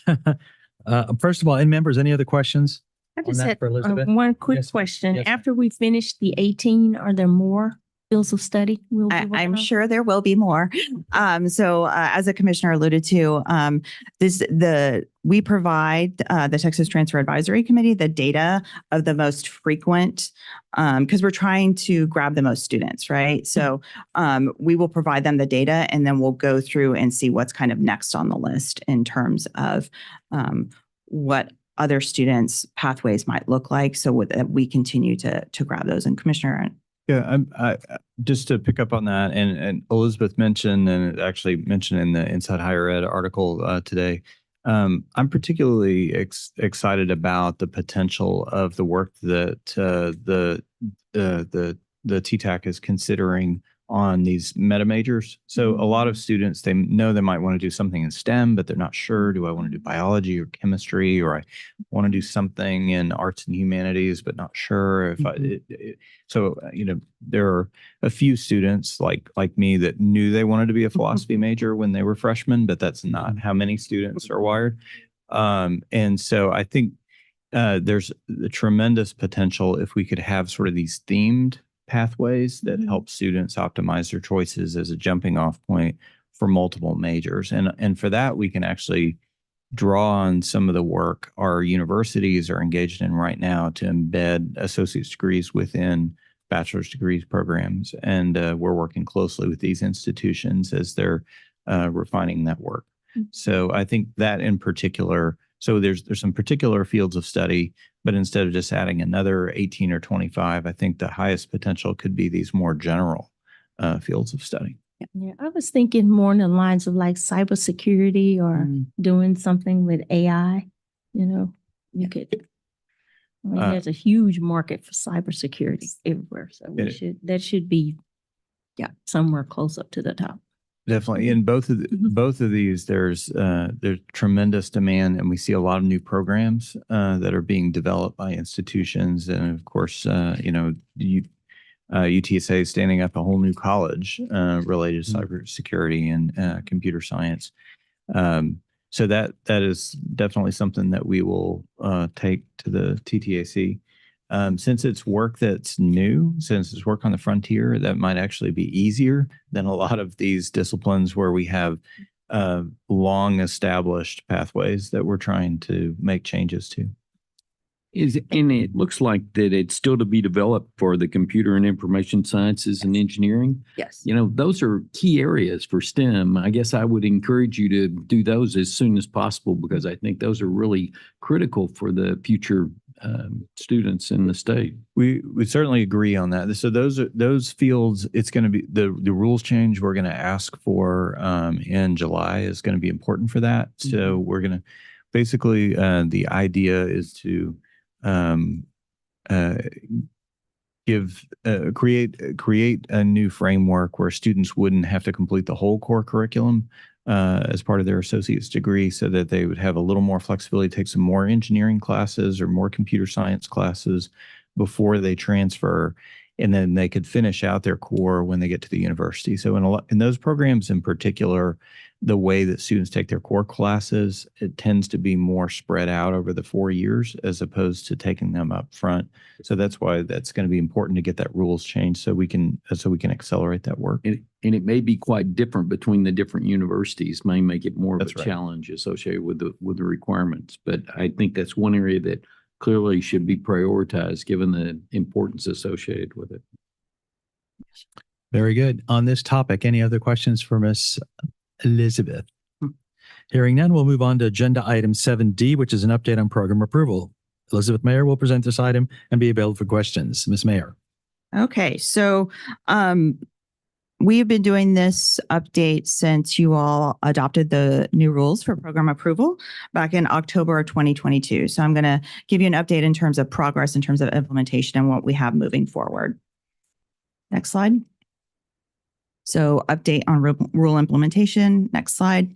So these are very familiar. We have been presenting these to you even before the rules were developed, but always like to have this as a good grounding in terms of how this work and effort is moving forward. So better align degree and certificate approval processes to the refreshed strategic plan, bringing rules and procedures in line with statute, minimize institutions' regulatory burden and supporting innovation, prioritizing the board's meetings on the most meaningful program approval questions, also making sure we have a comprehensive catalog of all the credentials offered in the state, which I believe was highlighted this morning's presentation.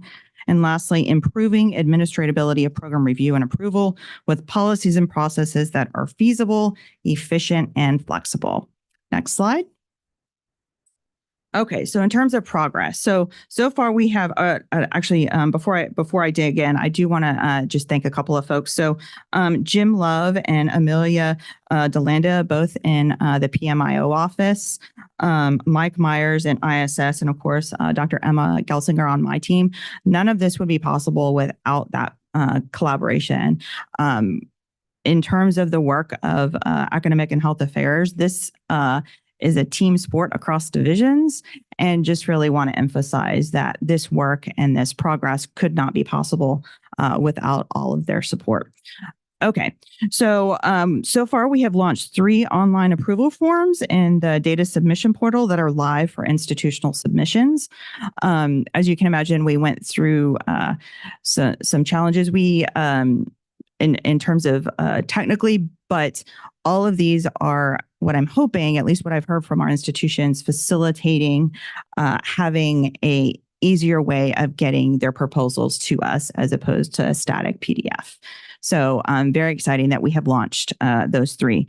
We are creating the online academic certificate form and adding some technical elements prior to the online portal launch. In addition, we're also working with another division, the workforce education team, to determine what online changes are needed for implementation of revised community and technical college program approval rules.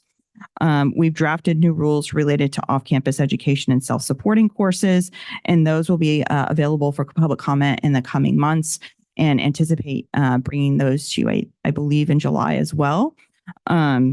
And then we have drafted some revisions to the academic program approval rules based on some feedback and some additional questions that we have gotten. And so we will also be plan to bring those to you in July as well. Next slide. All right, approved and pending academic and workforce requests.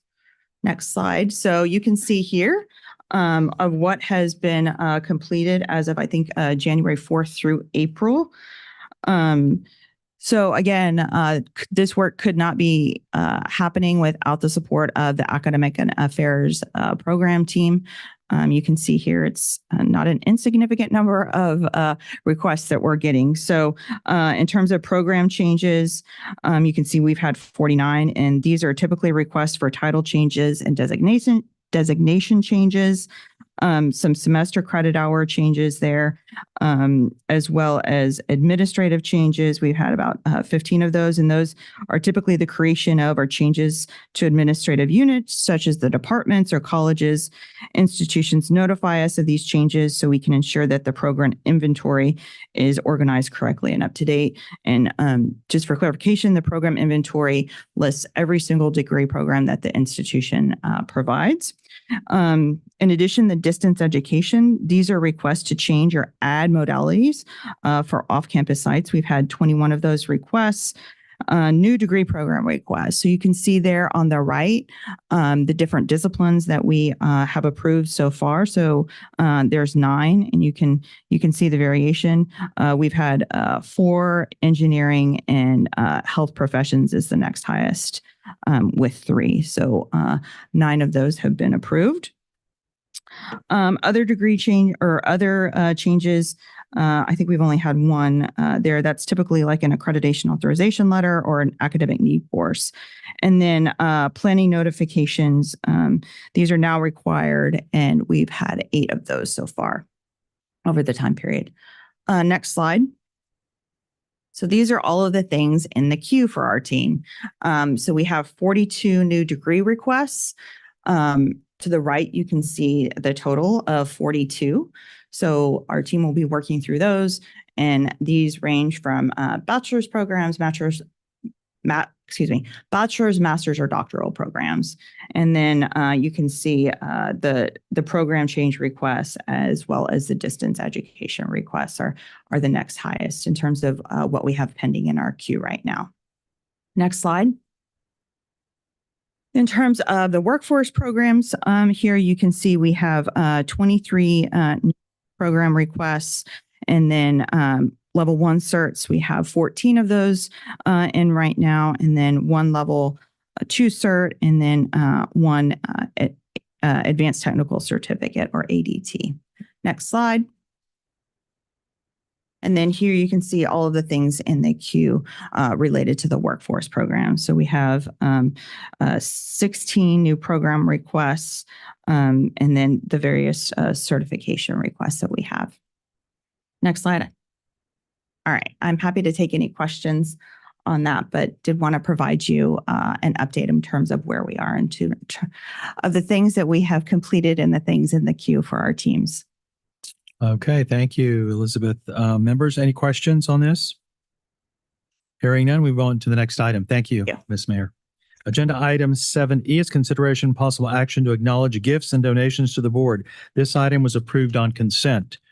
Agenda item 7F is consideration and possible action to approve amending the National Student Clearinghouse contract by an amount greater than 10% pursuant to Government Code Chapter 2155 at a cost not to exceed $150,000.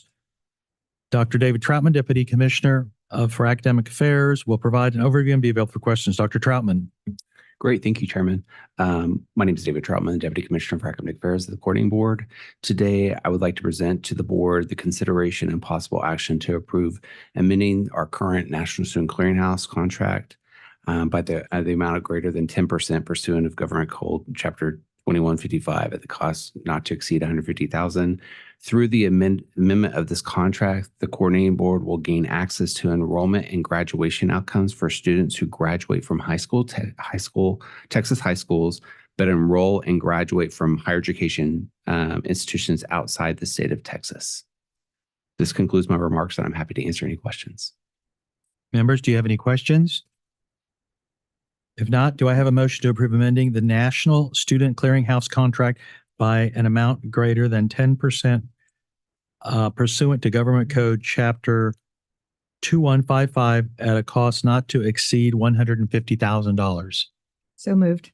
A motion by Ms. Hawk. Do I have a second? Second. Second by Ms. Williams. Commissioner, did you have a comment? Oh, just want to say thank you, members. This is really important data to help us answer the questions that we were discussing earlier. Okay, great. So we have a motion. We have a second. All in favor, please signify by saying aye. Aye. Any opposition? Hearing none, the motion passes. At this time, I'd like to recommend taking an 8-minute break before we move on to the next session.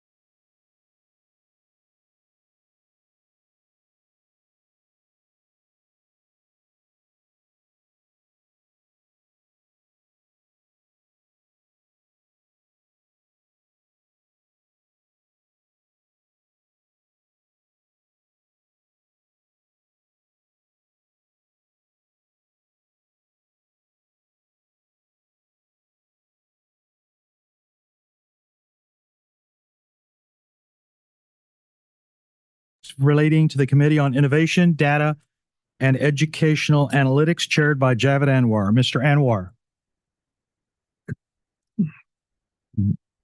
I guess still good morning.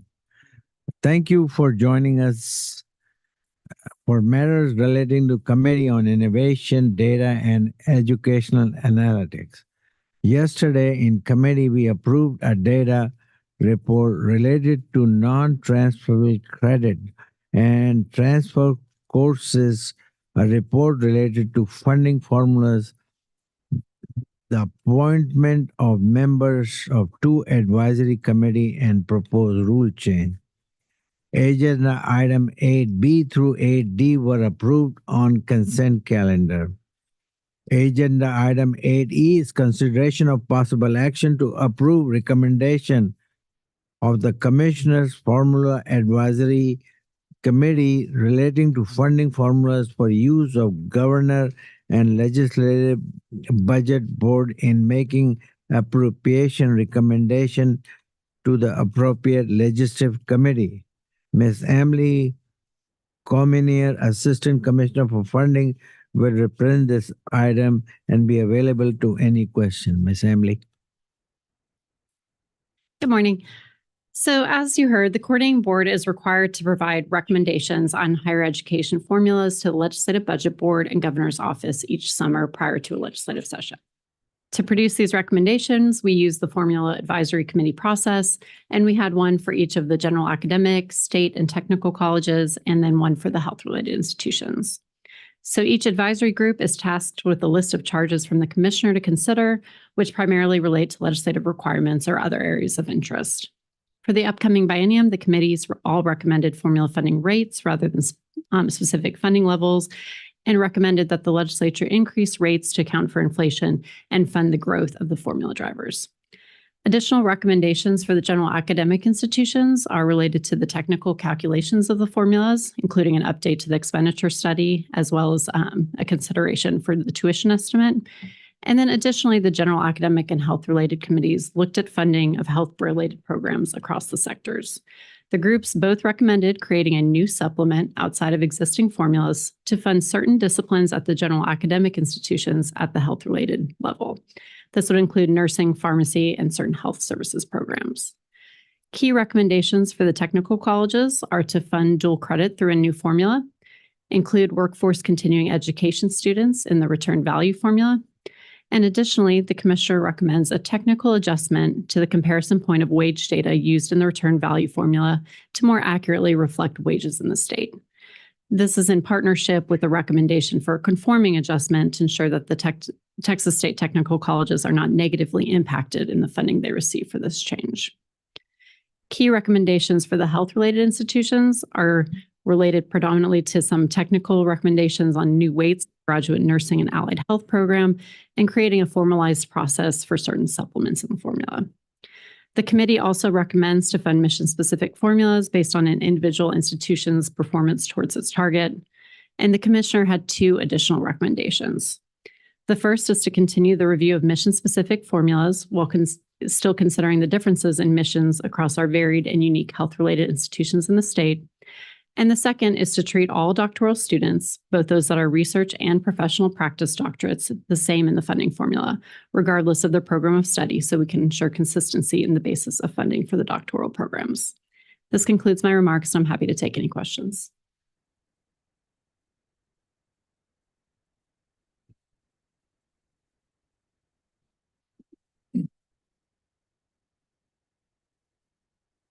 But there's a motion to approve the recommendation of and Formula Advisory Committee relating to the funding formulas for use by the Governor and Legislative Budget Board in making appropriation committees recommendation to appropriate legislative committees. Do I have a motion and a second, please? So move. Second. Okay. All in favor, say aye. Aye. Motion passes. Agenda item 8F was approved on the consent calendar. Agenda item 8G is the proposed rules. 8G1 is consideration of possible action to adopt proposed amendment to Board Rules Chapter 13, Subchapter S, Section 13.3552-13.558 and 13.556-13.564 concerning the Community College Finance Program. Ms. Emily Comini will present this item and be available for any question. So this is the new Chapter 13S rules that we've heard about already this morning.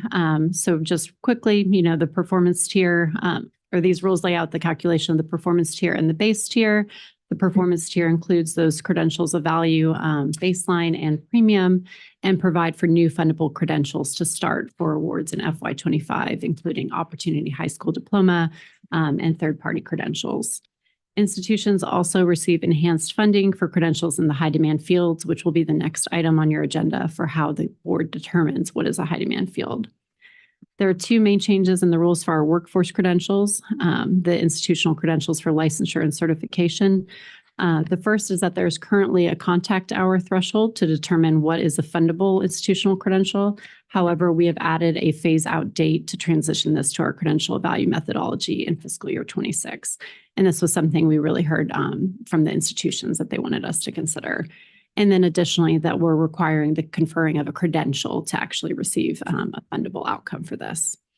The rules also update technical calculations to ensure there's no double counting of hours and to shore up the calculation of adult learners. There were public comments received and the responses are listed in your materials. I would note that the rules were responsive to several of the comments, including really particularly through that removal of contact hour thresholds. That concludes my remarks, and I'm happy to take any questions.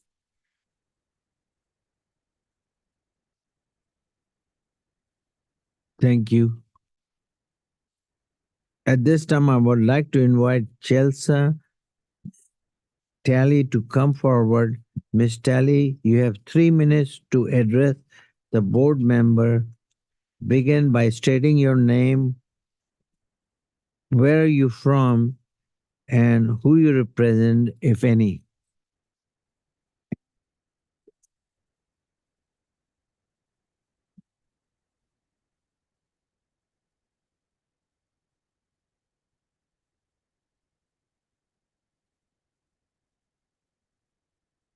Okay, thank you.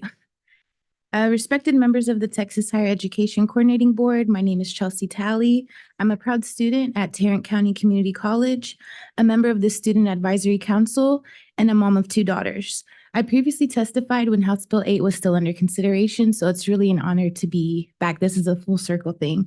I'm really grateful for the positive impacts this legislation has already had for community college students like myself. But I do have some concerns regarding the proposed FY25 funding rules that I feel are important to address. So first, looking at the funding rates for 15 dual credit hours versus 15 transfer hours. In my view, these rates should be equal because they do represent the same 15 credit hours earned. However, if the transfer rate ends up higher, I worry that colleges might start encouraging students to wait and get those credits after high school graduation instead of through dual credit courses. And that would limit access to an affordable head start that students like my daughters really need. My other major concern relates to how economically disadvantaged students are defined for weighted funding purposes. A recent survey of nearly 12,000 Texas community college students reveals how financially strained many of us truly are. 64% would have trouble getting $500 for an emergency. 49% are food insecure. 50% face housing insecurity. 26% wouldn't be able to get $500 from any source. And 500,000 community college students in Texas who received federal emergency aid were actually non-Pell recipients. By only counting Pell recipients as economically disadvantaged, we'd be overlooking huge numbers of students living on the financial edge. I urge you to use a comprehensive definition that captures Pell eligible, TEOG, and other equivalent students in need. Colleges deserve additional funding for providing critical resources for these students to remain enrolled and successfully complete their degree or credential. My own journey shows how transformative higher education can be, but also how critical support systems are to make that possible for more students like me. And we really have an opportunity to create an inclusive system that helps our families get ahead. With this funding model, let's shape that brighter future for all Texans. Thank you for your consideration and commitment to students. I'm really honored to lend my voice and experience to this mission. So thank you. Thank you.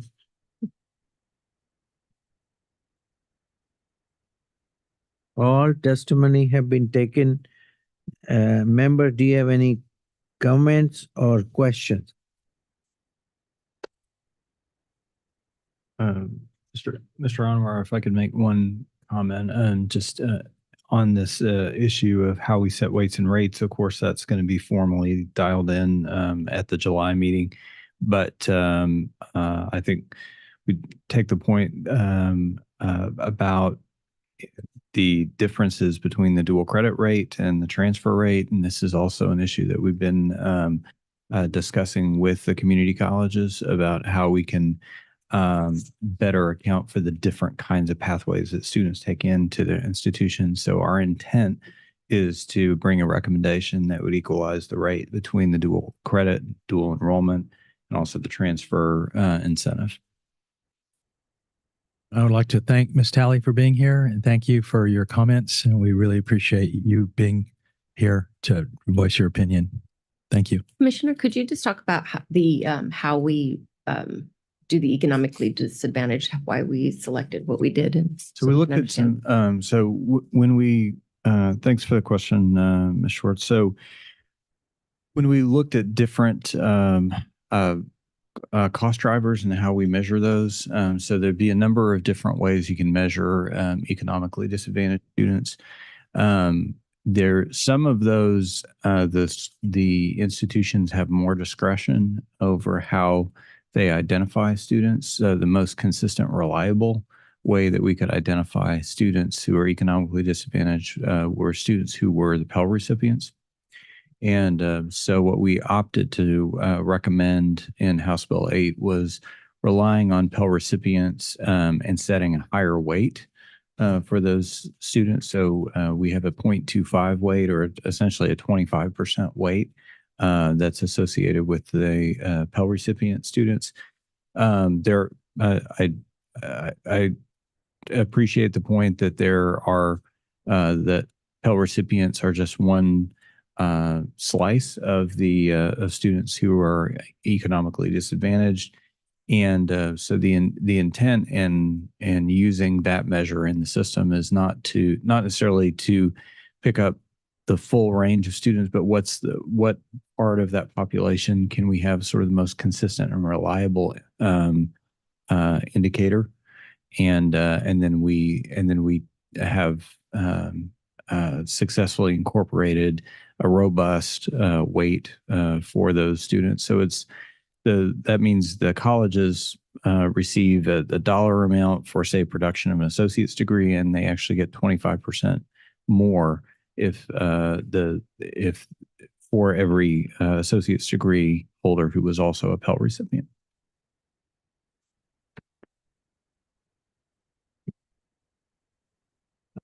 Member, is there a motion to adopt proposed amendment to Board Rules, Chapter 13, Subchapter S, Section 13.550-13.558 and 13.560-13.564 concerning the Community College Finance Program? Is there a motion, and I have a second? I'll move. Second. Any discussion? All in favor say aye. Aye. Motion passes. Agenda item 8G2 is consideration of possible action to adopt the determination of high demand field used in calculation of performance funding for community college.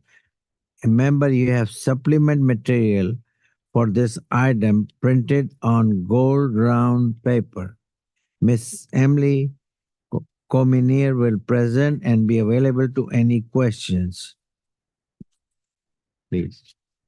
So as we mentioned, under the new model, institutions receive additional funding for credentials awarded in high demand fields. So this chapter will govern how those fields are determined. And so this will be done through 4 predominant ways. The first is through a look at the 10 statewide high demand occupations developed using federal jobs data and employment projections. The next is then adding 5 region-specific high demand occupations for each region in the state for occupations that don't appear on the statewide list. We do use the comptroller's regions in the state to more accurately assess labor market needs. However, we did hear from institutions a request that they be able to move regions as long as that new region covers their service area. So the rules do allow for that option, but then an institution must remain there for 4 fiscal years. Additionally, there are up to 5 region-specific essential occupations. These would be done through petition process by the colleges in a region, provided to the coordinating board to consider. And finally, there can be any number of statewide emerging occupations designed to allow us to designate newly emergent industries that may not exist in historical data, as long as it aligns with legislative and executive priority in the state. And we would know that via the passage of recent legislation or the authorization of funding in the most recent state budget. And this would be done in close consultation with the governor's office. There were public comments received, and the responses are listed in your materials. That concludes my remarks, and I'm happy to take any questions.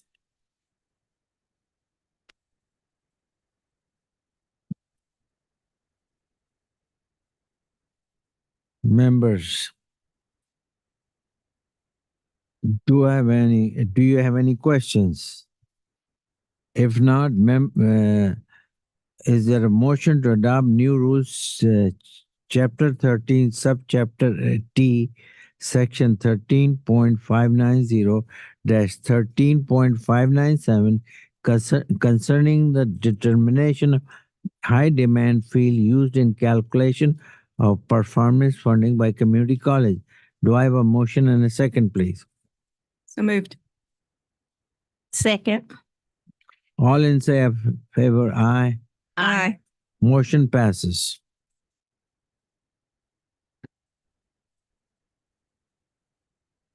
Agenda item 8G3 through 8G5 were approved on the consent calendar. This concludes our portion of the meeting. Thank you. We'll going to work right through. We want to have a lunch break, so. I don't think your mic is down. Yes, we'll work right through and not go to the lunch break. So agenda item 10 is matters related to the Committee on Academic and Workforce Success, chaired by Ms. Donna Williams. Ms. Williams. All right, thank you. Good morning. During the Committee on Academic and Workforce Success meeting yesterday, the committee approved the following items: minutes from January 24th meeting, reports on school closures and or teach outs pursuant to Board Rule 7.76, the reporting of sexual misconduct at institutions of higher education and lower performing programs, receipt of fiscal year 2025 Carl D. Perkins grants, the appointments of members to advisory boards, 5 new degree programs, and proposed rule changes. Agenda items 10B through 10F3 were approved on consent.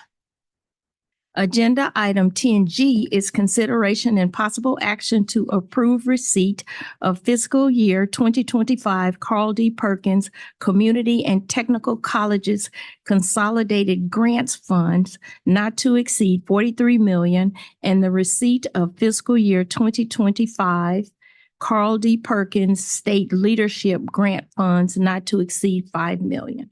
Dr. Tina Jackson, Assistant Commissioner for Workforce Education, will present this item and be available to answer questions. Good morning. Hello, Chair and board members. My name is Tina Jackson, and I serve as Assistant Commissioner of Workforce Education.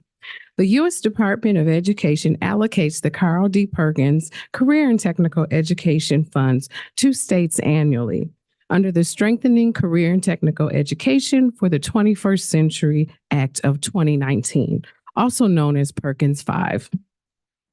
For state fiscal year 2024-2025, the department estimates that the appropriated funds of $127 million will be allocated to the state of Texas. The Texas Education Agency is the state's designee, eligible entity to receive the state's annual federal allocation Perkins 5. The State Board of Education allocates 30% of the funds to the coordinating board. Coordinating board staff requests that the board approve receipt of the 2024-2025 Perkins 5 up to but not exceeding $43 million and leadership grant funds in the amount of up to but not exceeding $5 million. 85% of the allocated funds will be distributed to the public two-year colleges as required under Perkins 5. 10% will support state leadership activities, and a small fund for activities supporting entry into non-traditional fields. 5% of the funds are set aside for the coordinating board administration of the Perkins funds. And this concludes my report, and I'm happy to take any questions if you have any. Members, any questions for Dr. Jackson? Hearing none, do I have a motion to approve receipt of fiscal year 2025 Carl D. Perkins Community and Technical Colleges Consolidated Grant Funds not to exceed $43 million and receipt of fiscal year 2025 Carl D. Perkins State Leadership Grant Funds not to exceed $5 million? May I have a motion? Motion? I have a motion by Mr. Clemmer and a second by, was that Ms. Thomas or Ms. Ms. Thomas? Any discussion? All in favor say aye. Aye. Any opposed? Motion passes. Agenda item 10H is consideration and possible action to approve new degree program. Agenda items 10H1 is consideration and possible action to approve the request from Tarleton State University for a Doctor of Occupational Therapy, OTD, in Occupational Therapy. Elizabeth Mayer will present this item and be available to answer questions. Dr. Shannon Lewandowski, Director of Proposed Occupational Therapy Doctoral Program, and Dr. Diane Stearns, Provost and Executive Vice President for Academic Affairs, will also be available to make comments and answer questions. Ms. Mayer? Tarleton State University is seeking approval to offer a Doctor of Occupational Therapy, OTD, degree program in occupational therapy that would require 86 semester credit hours for students entering with either a bachelor's or a master's degree. The proposed face-to-face program on the Stephenville campus would provide professional training to develop entry-level occupational therapists with an understanding of the occupational needs of clients, groups, and populations in various contexts and communities. And that concludes my remarks about this item. Hello, Commissioner Keller, Chairman Farias, and members of the board. Diane Stearns, Provost and Executive Vice President for Academic Affairs. We are here to seek your approval for our doctorate in occupational therapy. And first, if I may, a shout out to the board staff, especially Dr. Valdez, for shepherding this proposal. Her guidance has made it even stronger.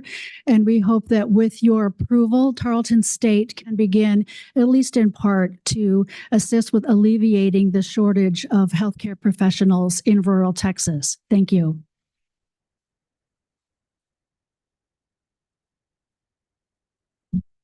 Yes, Tarleton State seeks the approval to develop its entry-level doctorate in occupational therapy program to add to its current programs in College of Health Sciences.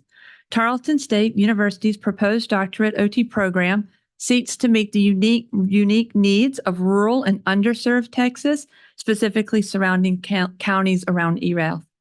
The need for accessible health care has been communicated in the community, and Tarleton State is committed to meeting this need.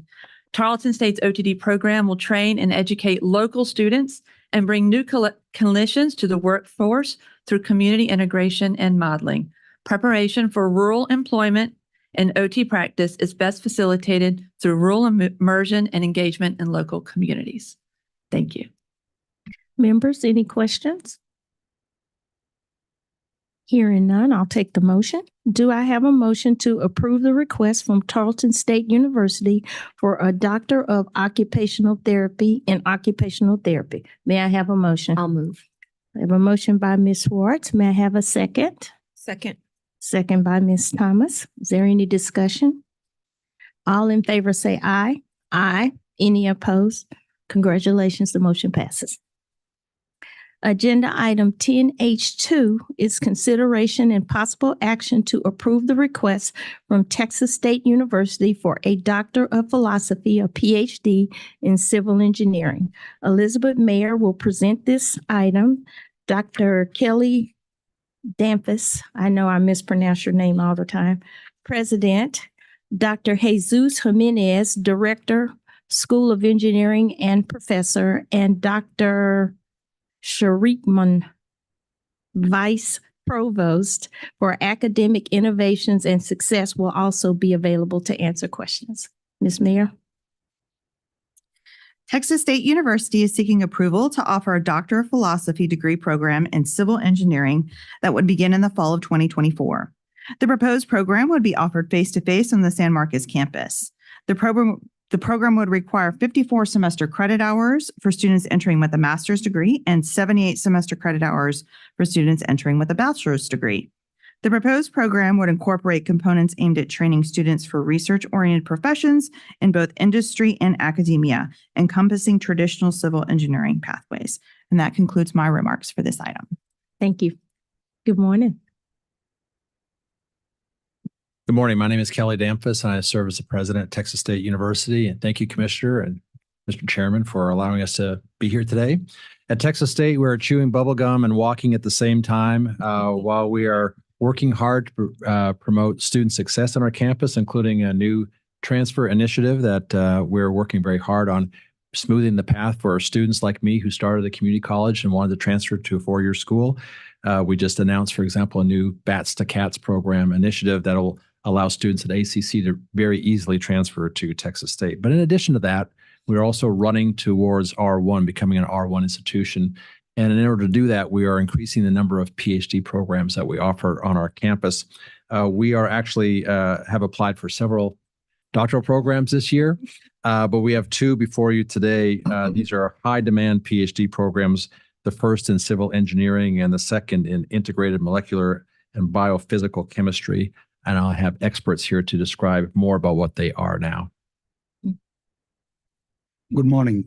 My name is Vedaraman Sriraman. I'm the Vice Provost for Academic Innovation and Success at Texas State University. Thank you for this opportunity. I'd like to build on the comments made by President Damphus by stating that this proposed program in civil engineering represents an organic growth or evolution. We are ready for this program. Our faculty have exemplary research and scholarly productivity. We also have outstanding infrastructure, facilities, and equipment for the program, strong institutional support, and our students are really ready to sign on. They have been anticipating this program eagerly. Before I yield to Dr. Jesus Jimenez, I would like to read to you two comments made from the external reviewers who reviewed this program. So commenting on the technology-enhanced infrastructure flavor of this program and the fact that this flavor has many synergies with existing PhD programs and others in the pipeline, they mentioned that the university is well positioned to nurture a thriving research ecosystem conducive to the proposed PhD program's objectives. And in the concluding remarks, they suggest that this program builds on some strong foundation that is already existent at Texas University. Therefore, they suggest that this program can position itself as a leading hub for technology-enhanced infrastructure research and innovation in Texas, as well as in the U.S., contributing to the university's broader mission of academic excellence and societal impact. Thank you. Good morning, dear members of the Texas Higher Education Coordinating Board. My name is Jesus Jimenez. I'm the director of the Ingram School of Engineering at Texas State University. And today we're very proud to present the proposal for the new doctoral program in civil engineering. This program is not just a step forward, it's a leap into the future of infrastructure innovation and education. This will also be the first program, PhD program offered by the Ingram School of Engineering. Our infrastructure needs attention. According to the most recent performance card by the American Society of Civil Engineers, that Texas infrastructure scored a C in 2021. To meet the challenges, Texas State University proposes a PhD program that not only integrates practical application of civil engineering principles and cutting-edge research, but also introduces this concept of technology-enhanced infrastructure, or DEI. DEI promises to innovate infrastructure design and management by applying advanced topics, advanced technologies such as artificial intelligence, big data, and sensor technologies. Excuse me. This unique approach sets our program apart and ensures our graduates are equipped to tackle the complex infrastructure challenges of the future, foster innovation, develop the talent of tomorrow, and amplify economic impact. The proposal has received overwhelming support by our industry advisory board members, including the Texas Department of Transportation, AECOM, Automated Roads, Ergon, Kimberly Horn, Michael Baker International, the Structured Technologies, TRC, and the Sagri Construction Corporation. Thank you for your attention and for supporting this program. All right, thank you. Members, any questions or comments?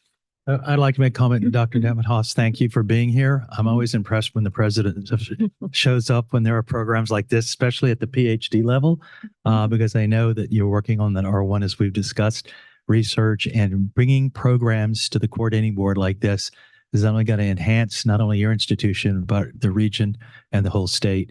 And this is great that you're bringing programs like this to the board. So thank you for your leadership and welcome. Thank you so much. I appreciate that. I do have a question. Not just good for Texas State, but for Texas as well. That's right. Wonderful. Thank you. Like I said, I'm a civil engineer, so thank you so much for establishing a PhD program in your school. So my question is, where you find PhD student? Well, PhD students, we get a lot of international students, but also we are very eager to help our undergraduates from Texas to become, to pursue these degrees. So we're targeting our same undergraduate population as well. Do you have any plan to kind of like encourage our young civil engineering graduate in bachelor degree and master degree continue the PhD route? Yes, the program has two paths from the undergraduate level you can enter, but also from the graduate program. Our faculty are very good in working with them in research and involve them early on. And these are the students that are getting inspired to continue the PhD degrees. Yeah, my experience is it's very hard to convince youngsters. They got a bachelor degree, they got a job right away with a lot of multiple offers that it's hard to convince them, local student I'm talking about, to go to a PhD program. But you're going to face the same challenges all the other school. But of course, international student is one of the route, and we always welcome that. So, but I think the program definitely needed in both academic and the industry. So really appreciate you guys step up and establish that program. Thank you. Thank you. Any additional comments or questions? Hearing none, do I have a motion to approve the request from Texas State University for a Doctor of Philosophy in Civil Engineering? May I have a motion? Second. Okay. Who made them? Dr. Wong. Dr. Wong was first. Okay, and Dr. Frias seconded. Is there any discussion? All in favor say aye. Aye. Any opposed? Motion passes. The second item from Texas State on the agenda is agenda item 10H is consideration and possible action to approve the request from Texas State University for a Doctor of Philosophy, a PhD in integrated molecular biophysical chemistry. Elizabeth Mayer will present this item, and also We have representatives from the university, the president, and also the dean of graduate college, Dr. Andrea Galato, okay, and Dr. Dean Sherwin, professor of chemistry and biochemistry, is also available to answer questions. Ms. Mayor? Texas State University is seeking approval to offer a Doctor of Philosophy degree program in integrated molecular and biophysical chemistry that would begin in the fall of 2024. The proposed program would be offered in person to students in San Marcos and would train PhD level biochemists, biophysicists, and chemists for the growing biomedical and life science industry in Texas and the nation. And that concludes my remarks, but I did want to let you know they are prepared to answer the question yesterday from Mr. Clemmer regarding waiting that second year to hire that tenure track faculty. Thank you very much. It's a pleasure to be here. I am Sean Kerwin, professor in chemistry and biochemistry at Texas State University. And Texas State University is very proud to present to you an integrated molecular and biophysical chemistry PhD program to address a critical need here in Texas and the nation for biomedical researchers.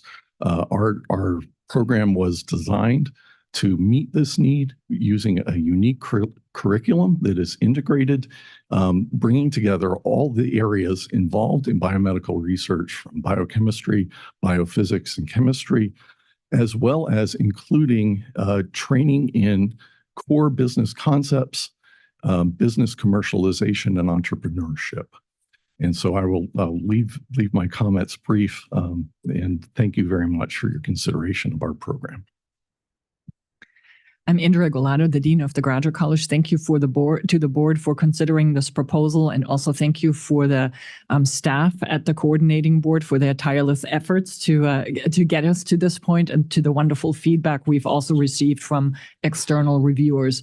As my colleague mentioned, the program is interdisciplinary in nature and also combines it with commercialization aspects.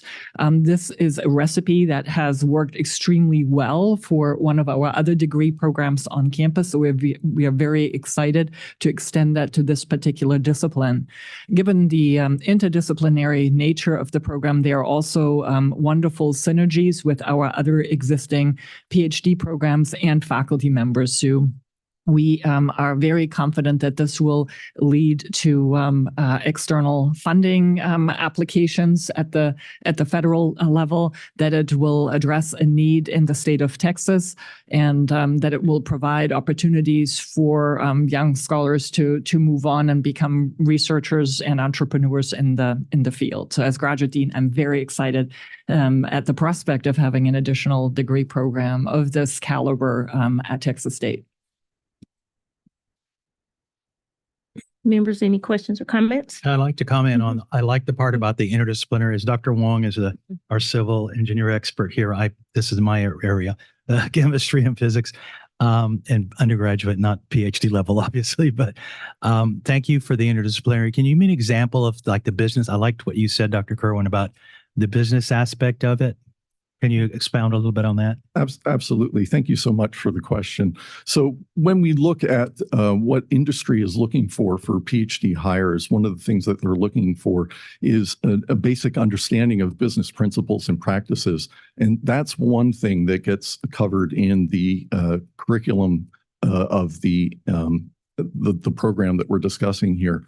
But another critical aspect is understanding the regulatory requirements in the drug discovery field. That is also part of what's required of the students in the program.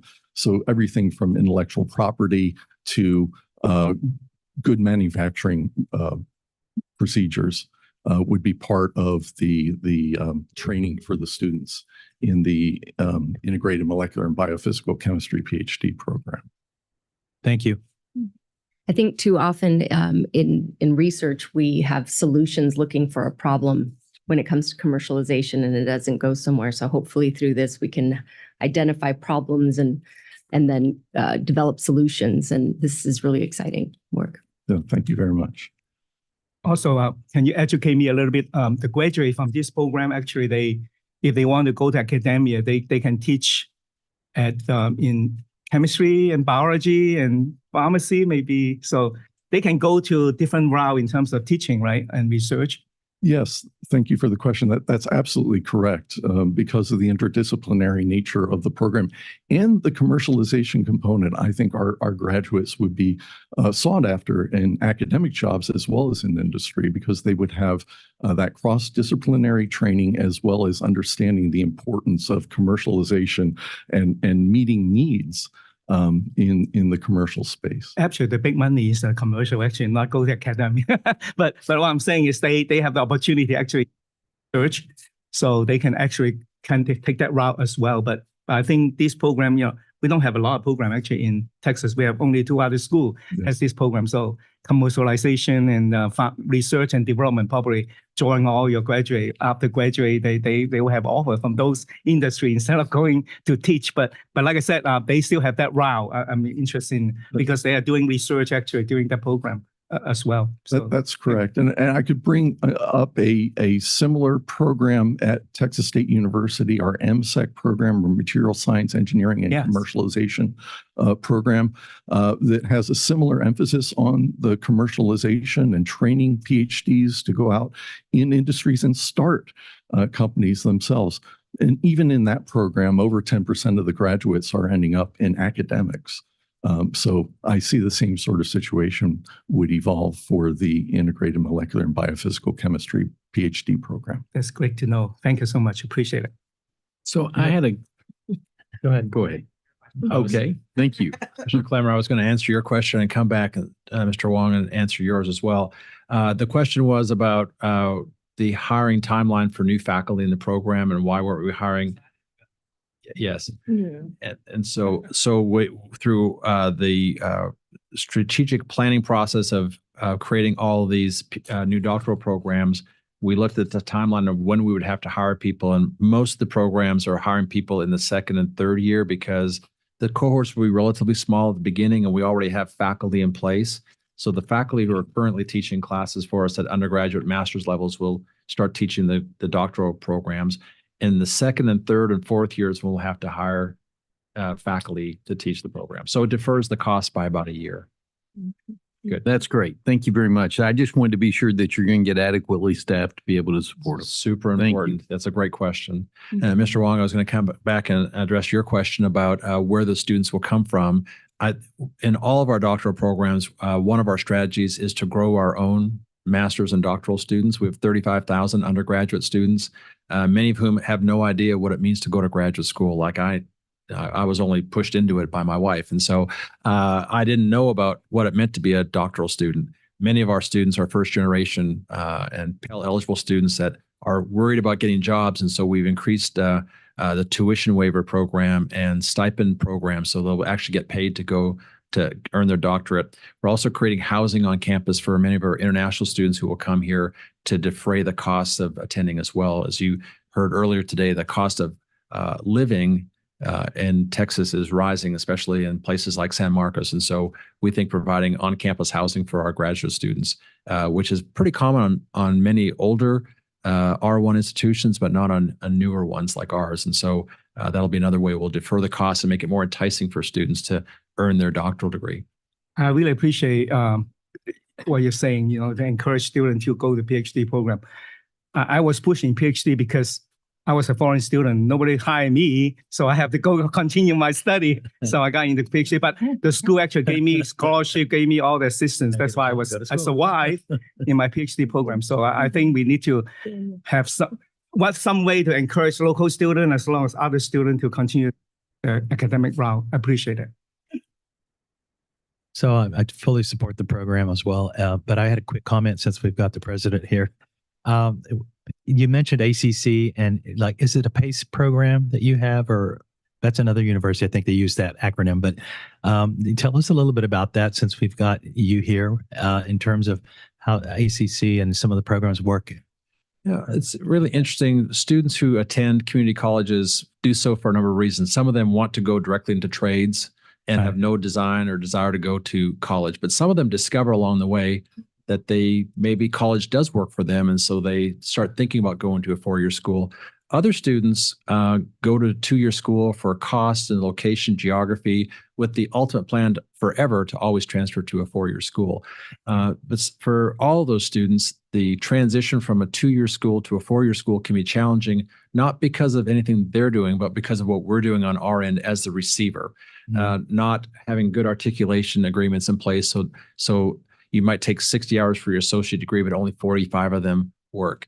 Or we might just make the bureaucracy very difficult for students to go through, and they may give up prematurely and just say, forget it, I'm just going to go to work somewhere. And so what we've done with Bats to Cats is to say that people who are qualified to be enrolled at Texas State but choose to start at ACC are also admitted to Texas State at the same time. So they don't have to reapply to come here. Then we're partnering with ACC to make sure that the students are taking classes that directly align with our degree program, so there's no wasted hours there. Our goal ultimately is for a student who transfers in the program to graduate with 120 hours, not 140 hours. The time to degree, as the commissioner said earlier today, is a huge determinant in cost of attendance. If we can get that down to 3.5 years or 4 years, it's a benefit, again, not just for Texas State and for ACC, but for the students, their parents, and for the state of Texas to get students through the process. There are a few things more expensive in the world than 119 hours of college credit, but 120 hours that gets you the four-year degree, and it benefits not just for the student, but also for their siblings who are then inspired to get a college degree, and for their children and generations beyond them. So we think the pathway to a four-year degree can happen a lot of ways, but we think streamlining it through a program like Bats to Cats will make it easier, and will start inspiring students early on to start thinking about the next step beyond their community college experience. Thank you. Absolutely. Outstanding. Any other questions or comments? Okay, hearing none, may I have a motion to approve the request from the Texas State University for a Doctor of Philosophy in Integrated Molecular and Biophysical Chemistry? May I have a motion? I have a motion by Dr. Frias and seconded by Mr. Clemmer. Is there any discussion? All in favor say aye. Aye. Any opposed? Congratulations, the motion passes. Congratulations. Thank you for being here. Agenda item 10H4 is consideration and possible action to approve the request from the University of Texas at San Antonio for a Doctor of Philosophy, a PhD in computer engineering. Elizabeth Mayer will present this item, and Dr. Eugene John, Professor, Department of Electrical and Computer Engineering, is also available to answer questions and comments. Ms. Mayer? The University of Texas at San Antonio is seeking approval to offer a Doctor of Philosophy degree program in computer engineering that would begin in the fall of 2024. The proposed program would be offered face-to-face to students in San Antonio. And that concludes my remarks on this item.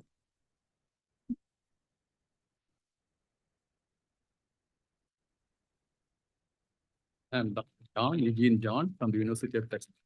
I'm a professor in the Department of. Put the microphone a little closer to your mouth. I'm from the electrical department. Thank you. Okay. Chairman, Commissioner, board members, thank you for giving us this opportunity. We are here to request your permission to offer a PhD in computer engineering. At our department, we currently offer a PhD in electrical engineering, and we have 90 students in that program. And within that program, electrical engineering program, students can concentrate in 5 different areas, including computer engineering. That's computer engineering, one among the 5 different areas. 40% of our students in PhD in electrical engineering are in computer engineering. So that's a big chunk. And these students, they feel they want a separate degree in computer engineering. And that's a national trend. For example, University of Texas at Dallas, Penn State, these among other universities, they offer a PhD in computer engineering. And we also have bachelor's degree in electrical engineering and computer engineering. We have master's degree in electrical engineering, computer engineering. So we only have PhD in electrical engineering. So students feel they need to have PhD in computer engineering. And computer engineering at this point is very hot area.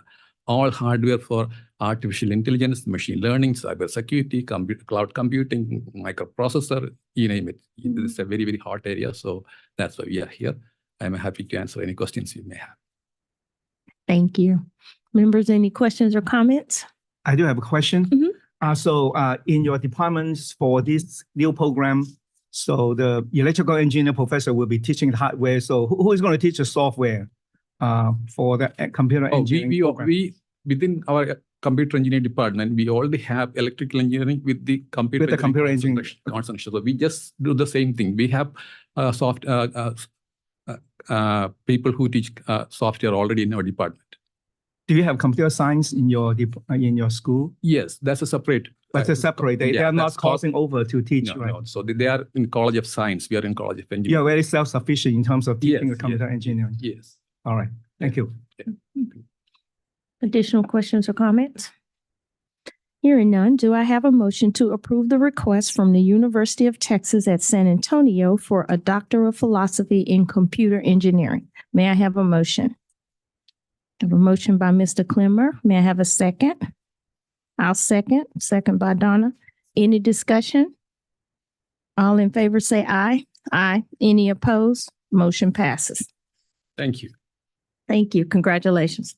Agenda item 10H5 is consideration and possible action to approve the request from the University of Houston for a Doctor of Global Hospitality Leadership, DGHL, in Global Hospitality Leadership.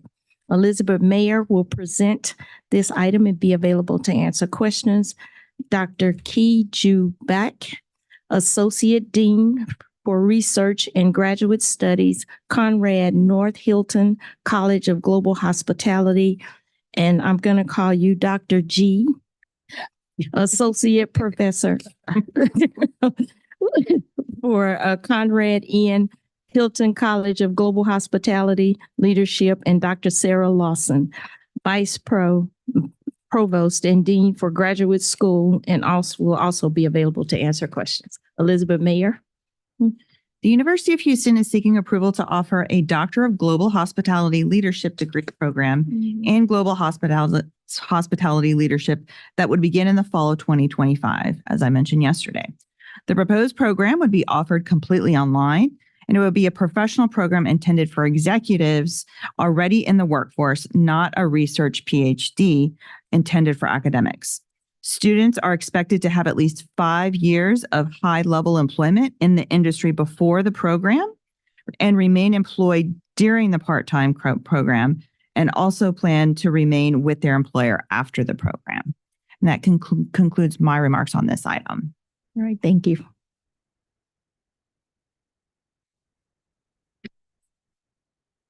I'm Sarah Larson, and I'm the Vice Provost and Dean of the Graduate School at the University of Houston.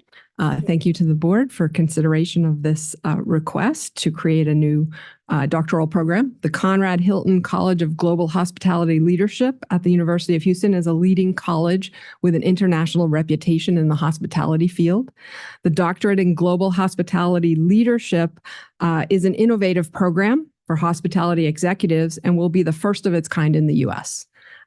Graduates of the program will meet workforce needs not only in Texas and the U.S., but also globally. I am going to hand it over to my colleague now to tell you a little bit more about the program.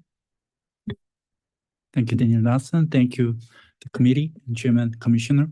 So about 9 years ago, this committee actually approved our PhD program. Despite the short history of our program, we became one of the we made actually top 3 PhD program within our program, hospitality and tourism sector, in terms of students' research productivity and placement rate of 100% based on the students' graduation date. So yes, thank you.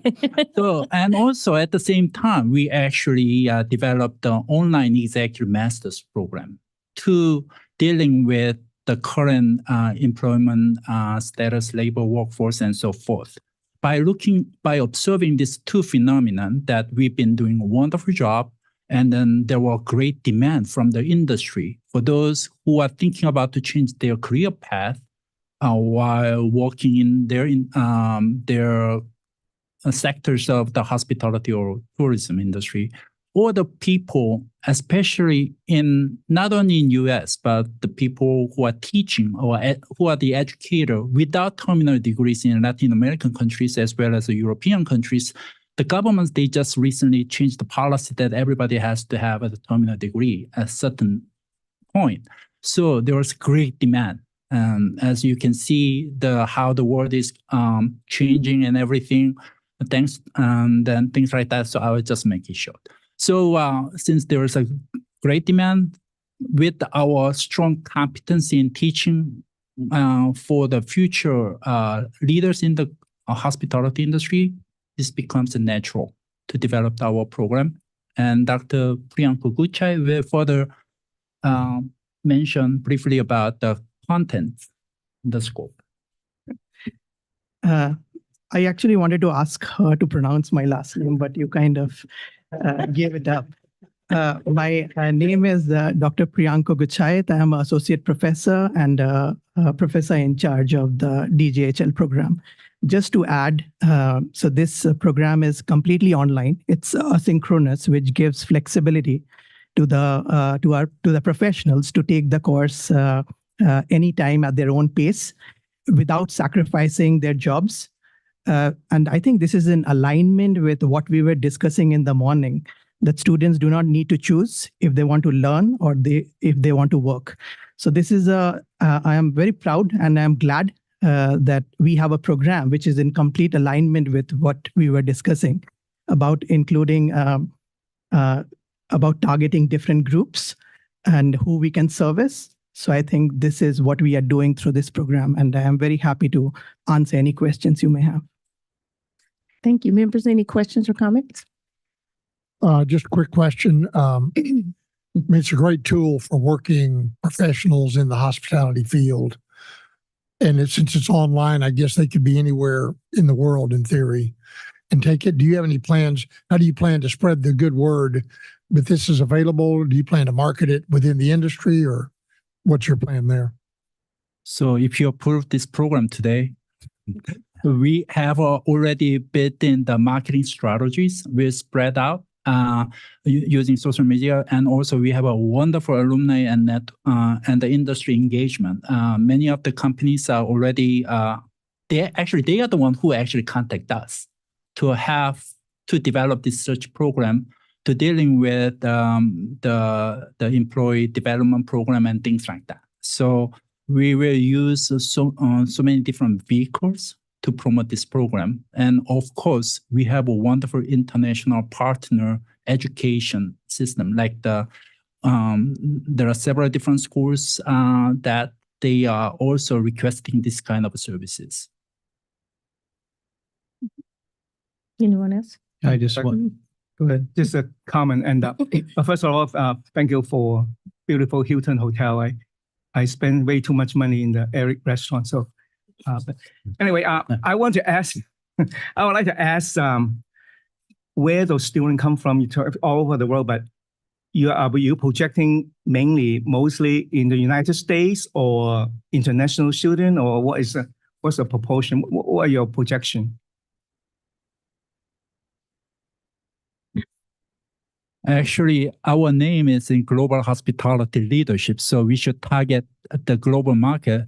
However, we really wanted to start humble with the state of Texas. Okay. There are a lot of individuals who needs a terminal degree, or those people whom we already mentioned as a target market. So we work with the Texas Hospitality Lodging Association and the Texas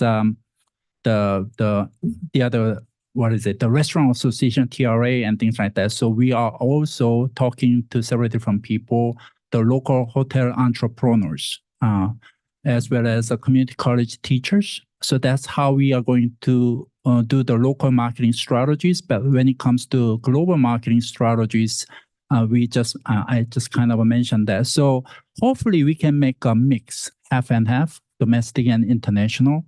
But we cannot really make it too big. So we're going to limit the number of cohort size, maximum of 25, starting with maybe 14, 15 the first year. Mm-hmm.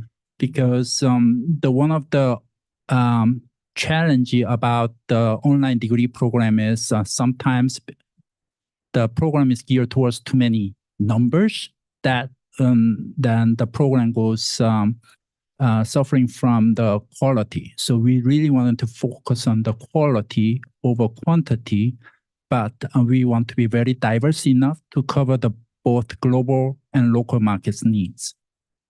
So you do not need them to really come to the campus at all. So you just everything online, and how long it will take to get the degree? Typically about 2-3 years. The program is designed for 3 years, Okay. But for those who really want to work with the professor, especially when it goes to dissertation, they can choose the independent class during the summertime, but it's not required. That's not required. So somebody will come to say, I want to take a dissertation with certain professor to focus on certain areas. So they can allow to do that, but just like a kind of like executive program, they can complete everything online without any 100% coming to. Okay. Correct. I had a question. Have you considered having at least one session at an introduction or at the summary where you bring the candidates together so that there is some opportunity for exchange? There's always value in being able to cooperate associated with that. I understand the desire to have online learning, but it would seem like that you might want to be able to at least facilitate some of those relationships by having an initial kickoff meeting or some form or fashion to build those relationships. So thank you for that question. And so we have a plan to tackle based on needs. So if there is someone in, say, Dallas or Austin who has an interest to come to campus, so we have the option of the summer program, the individual studies. So it can be, there is flexibility. If anyone is interested, then we can design courses during summer where they can come and interact with other students and professors. To directly respond to your question, Mr. Kramer, that is, we actually thought about so many different options and directions, but we were concerned about certain people who cannot even come to US for whatever the reasons. So we are not going to make a required session, but that was one of the purpose of this program. However, we'll be very flexible. And then if the first cohort is, for instance, mainly from US, then why not? We can have an introductory session. We have a wonderful hotel and restaurant. We can accommodate them for a couple of day orientation session to get together. But at the same time, we have to respect their work schedule and everything. So we'll be flexible, yet forgivable for those people who cannot make it. In your selection process, I mean, we are the state of Texas. While you want to have a great program, so if you had a candidate from China, say, that was going to do everything online and continue their career in China, they would be. How do you make that decision about the acceptance of candidates? I don't want to point out one country, but China, they are not acknowledging online degree anymore starting from last year. So we are mainly focusing on the people who actually have geographic limitation and things like that. But the whole focus is that we really wanted to provide the education, quality education, whoever and whenever they need it, but they actually need to have a specific, they have to meet the admission criteria. So as long as we stick to the right rule, I think we can still accommodate the people. I don't know whether I clearly answer your questions, but somewhat. But I guess if it's being funded by the state of Texas to fundamentally set it up, I would hope that there would be some benefit coming to the state of Texas associated with it. And, to the extent it's an international student that never sets foot in the U.S., I'm not sure exactly what the benefit is to the state of Texas associated with that. Mm-hmm. Okay, so the major reason that we developed this program is to support our other programs as well. As you can see from our formula funding module and everything, the model actually will provide the support for supporting our PhD program, the graduate assistantships, as well as the people who are actually coming from the industry. They can engage with the University of Houston as alumni. They can further develop the scholarship opportunities for the development. So that was the technically main reason that we are developing this such non-traditional external programs. So that indirectly benefiting our college, our university, and also state of Texas enrollment and revenue. You ought to, if I understand feasibility wise, it may be cost prohibitive to get everybody to the campus, especially from overseas, but you may want to consider some sort of cohort groups online to where they study together. I think that will probably, it's proven that will increase your percentage of retention and other things. So whatever you can do to bring them together as a unit, either online or not, I think would probably be beneficial. Wonderful, a wonderful suggestion. Yes, that's what we are already doing it with the online executive master's program. If a company wanted to sponsor their employees for education, we can actually ask them to come up with the cohort as the group. They can come as a group and then go out with the degree. So we are actually working with them on the project and things like that. Thank you. I'd like to comment that I like the program. And my question is the dissertation or capstone, or I haven't seen the specific curriculum, but how is that going to respond in terms of how that operates and the detail of that as faculty as far as evaluation? Okay, thank you for the question. So the first 2 years, it's the program is designed that they will take all the required courses. Okay, so to develop their theory, methodology, and data analysis skills, etc. So they will have one faculty member who will be their major chair, and they will be working with them throughout their tenure at University of Houston. And then the final year, that's where the students only focus on dissertation. So that's how the program is designed. And we have been very successful with the current PhD program.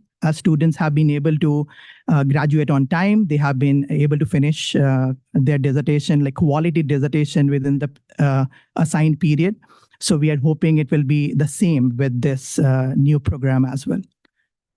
Did you want anything more specific? No, I was with Dr. Renu Couture herself Wednesday in the Valley. And so I'm very familiar with the program. Okay. So I think but those are the details. I think it's what some of our members are bringing up in terms of when you have cohorts from all over the world and to be able to have a cohesive group, and that will happen. I know in online programs where you'll have cohorts will do projects and teams and they get to know each other. So I think that's very important as well. So no, thank you.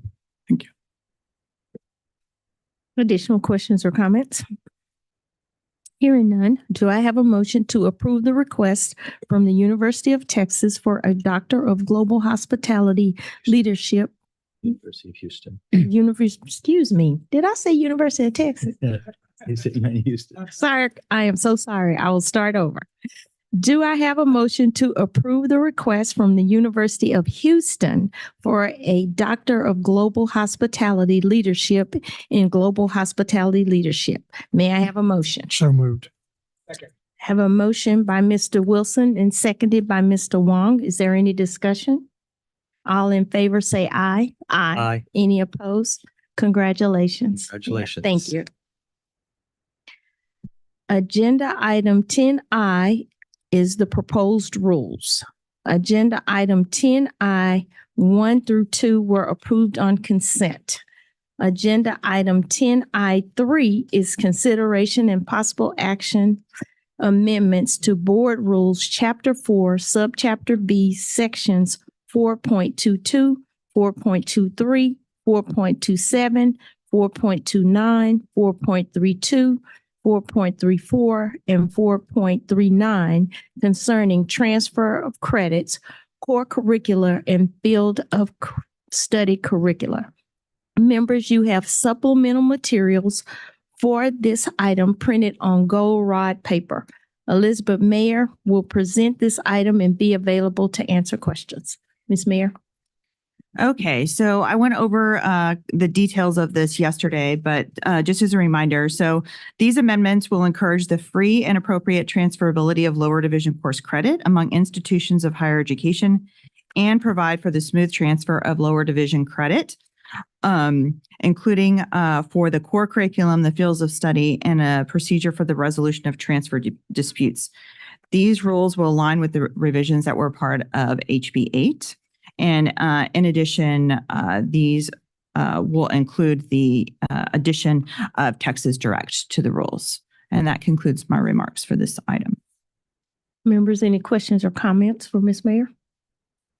Do I have a motion to adopt amendments to Board Rules, Chapter 4, Subchapter B, Sections 4.22, 4.23, 4.27, 4.29, 4.32, 4.34, and 4.39 concerning transfer of credit, core curriculum, and field of study curricula? May I have a motion? Second. Motion by Dr. Frias and seconded by Ms. Schwartz. Any discussion? All in favor say aye. Aye. Motion passes.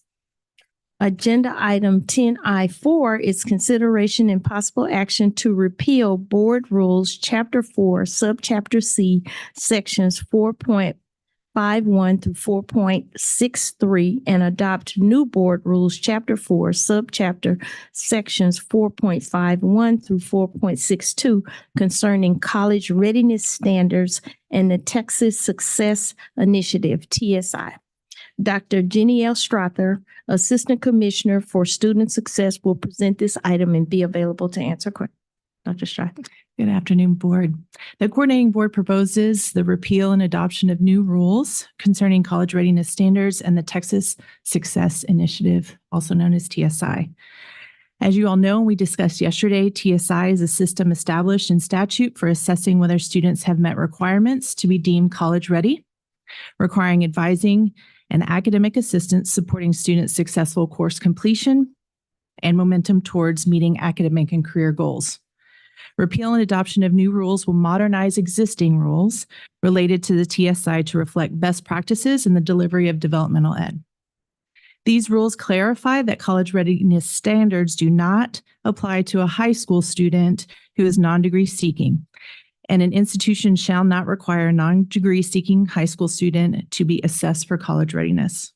Finally, the proposed rules are better organized and more accessible for various stakeholders.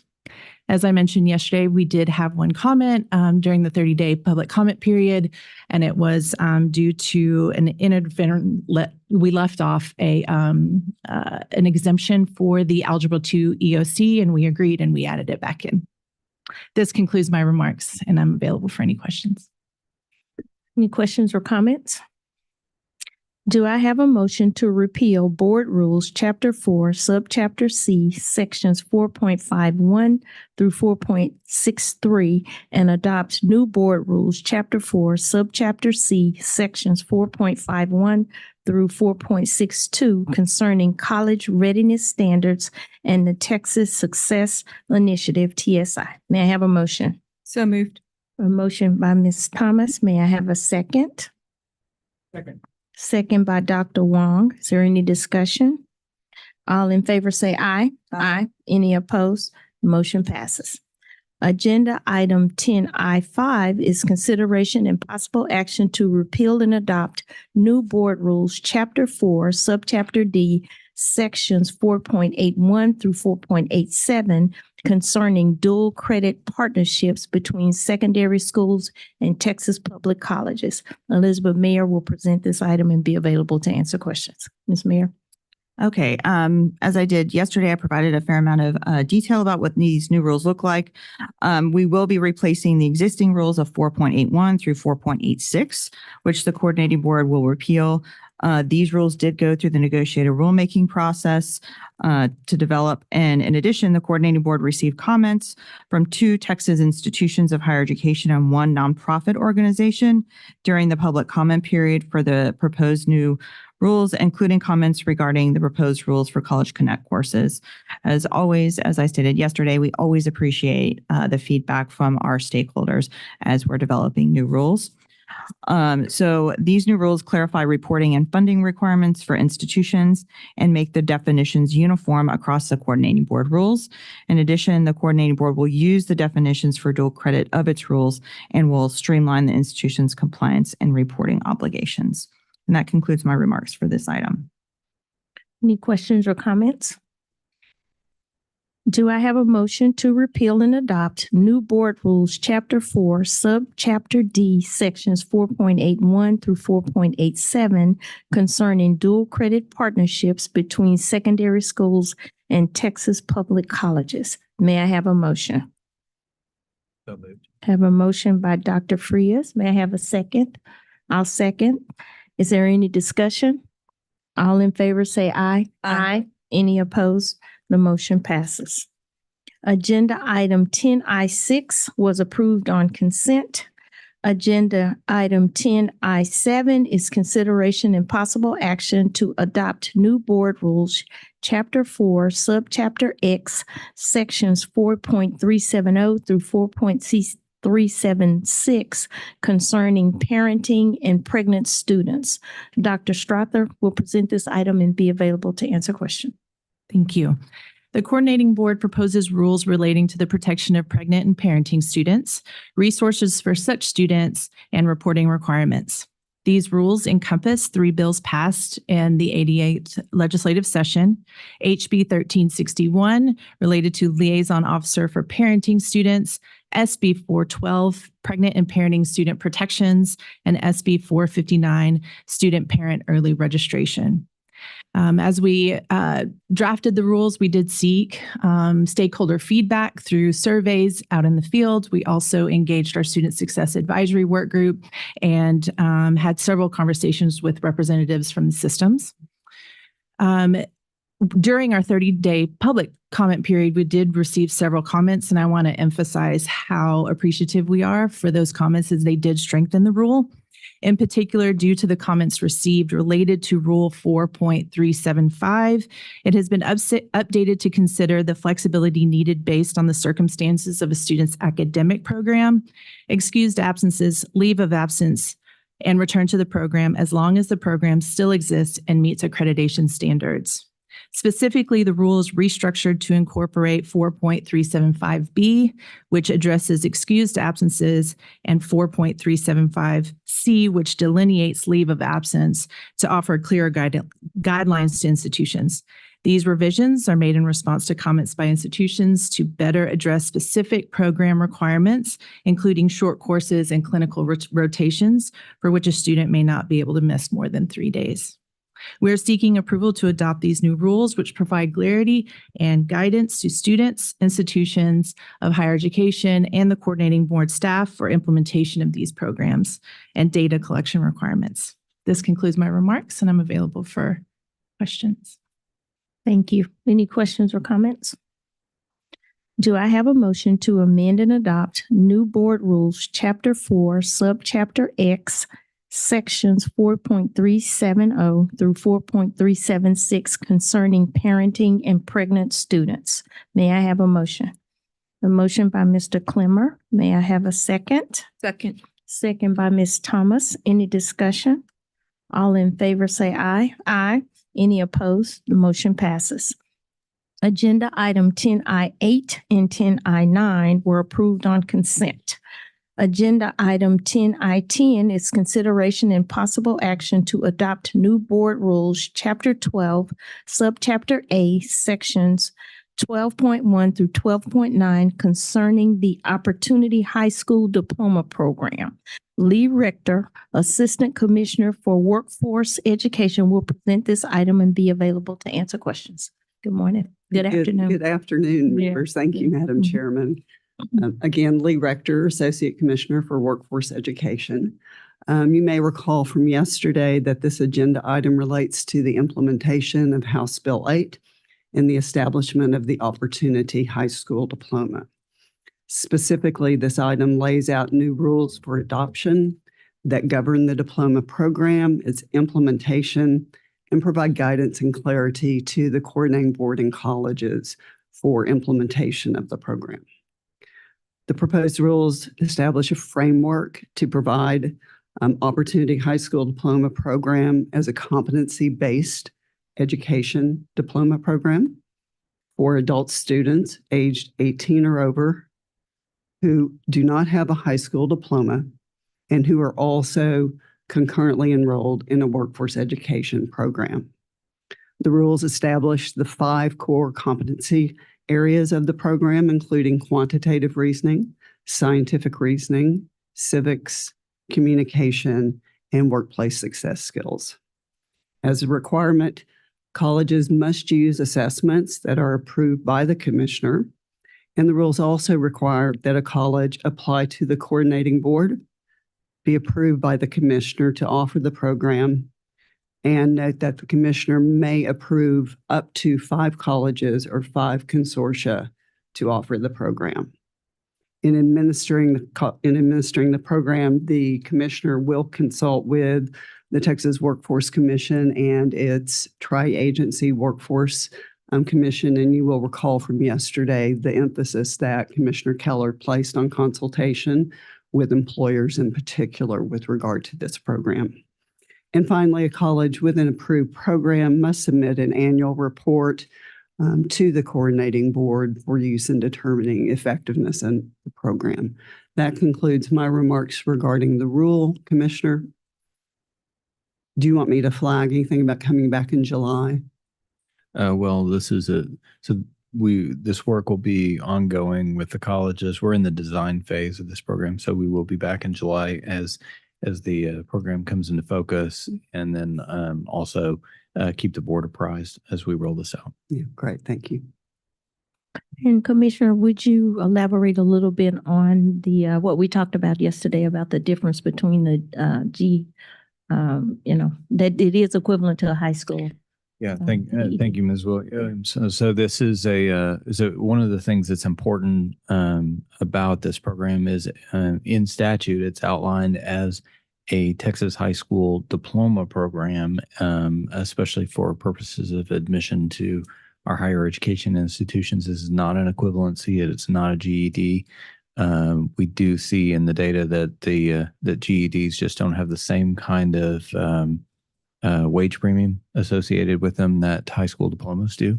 And so we're very excited to be able to offer this new program to Texas students through our community colleges. Thank you. Any additional questions or comments? Hearing none, do I have a motion to adopt new board rules, Chapter 12, Subchapter A, Sections 12.1 through 12.9 concerning the Opportunity High School Diploma Program? May I have a motion? So moved. I have a motion by Mr. Clement, seconded by Ms. Thomas. Yeah. Any discussion? All in favor say aye. Aye. Any opposed? Motion passes. Thank you. Congratulations. Agenda item 10I11 was approved on consent. Agenda item 10I12 is consideration and possible action to adopt new board rules, Chapter 22, Subchapter O, Sections 22.300 through 22.313 concerning the Texas Leadership Research Scholars Program. Dr. Strother will present this item and be available to answer questions. Thank you. As we discussed yesterday, the Texas Leadership Research Scholars Program is a research, scholarship, and leadership opportunity for high-achieving doctoral students that demonstrate financial need. Last board meeting, you all approved the rules for the Texas Leadership Scholars Program, which is a scholarship opportunity for high-achieving undergraduate students. The Research Scholars Program is similar, but will be specifically tailored towards high-achieving doctoral students with need. The statute requires the coordinating board to adopt rules for administration of the program, including rules providing for the amount and permissible use of the scholarship awarded under the program. Specifically, the rules outline the institutions eligible to participate are public research and emerging research institutions, and students eligible to participate are high-achieving doctoral students with demonstrated financial need and who are either graduated from a Texas institution of higher education or graduated from a Texas high school within the previous 10 years of application into the doctoral program. Scholarship amounts are established by the commissioner and are to be at least 150% of the average of the leadership scholars program scholarships, and scholarships may be applied toward housing, food, or other costs of attendance allowed under the program. The commissioner determines the allocation of funds each year. Half of the scholarships are allocated to public research institutions. The other half are allocated to emerging research institutions and are all based on the number of research doctorates awarded the previous year. Our anticipated first cohort will begin fall 2024. We did receive a few public comments over the 30-day period, and we appreciate those comments received. While the comments focused on eligibility and student support programming clarifications, no major changes to the rules were required. This completes my comments, and if you have any questions, I'm here to answer them. Any questions or comments? Hearing none, do I have a motion to adopt new board rules, Chapter 22, Section O, Sections 22.300 through 22.313 concerning the Texas Leadership Research Scholars Program? May I have a motion? Motion by Dr. Wong. Second. And second by Ms. Schwartz. Is there any discussion? All in favor say aye. Aye. Motion passes. Now, any opposed? Motion passes. This concludes the Committee on Academic and Workforce Success part of the agenda. Thank you, Ms. Williams. Next, we'll move to agenda item 11, which are matters relating to Agency Operations Committee chaired by Emma Schwartz. Ms. Schwartz. Okay, good afternoon. This will be short and sweet. During the Agency Operations Committee meeting yesterday, the committee approved the minutes from the January 24th Agency Operations Committee meeting. The committee also received a report on grants and contracts, a review of the fiscal year 2024 financial report, a discussion of statements on auditing standards number 114, an update on internal audit reports and activities, and an update on state and federal compliance monitoring reports and activities. Agenda items 11B through 11E11 were approved on consent. And that concludes the Agency Operations Committee agenda. Oh, that's great. Maybe the shortest in history.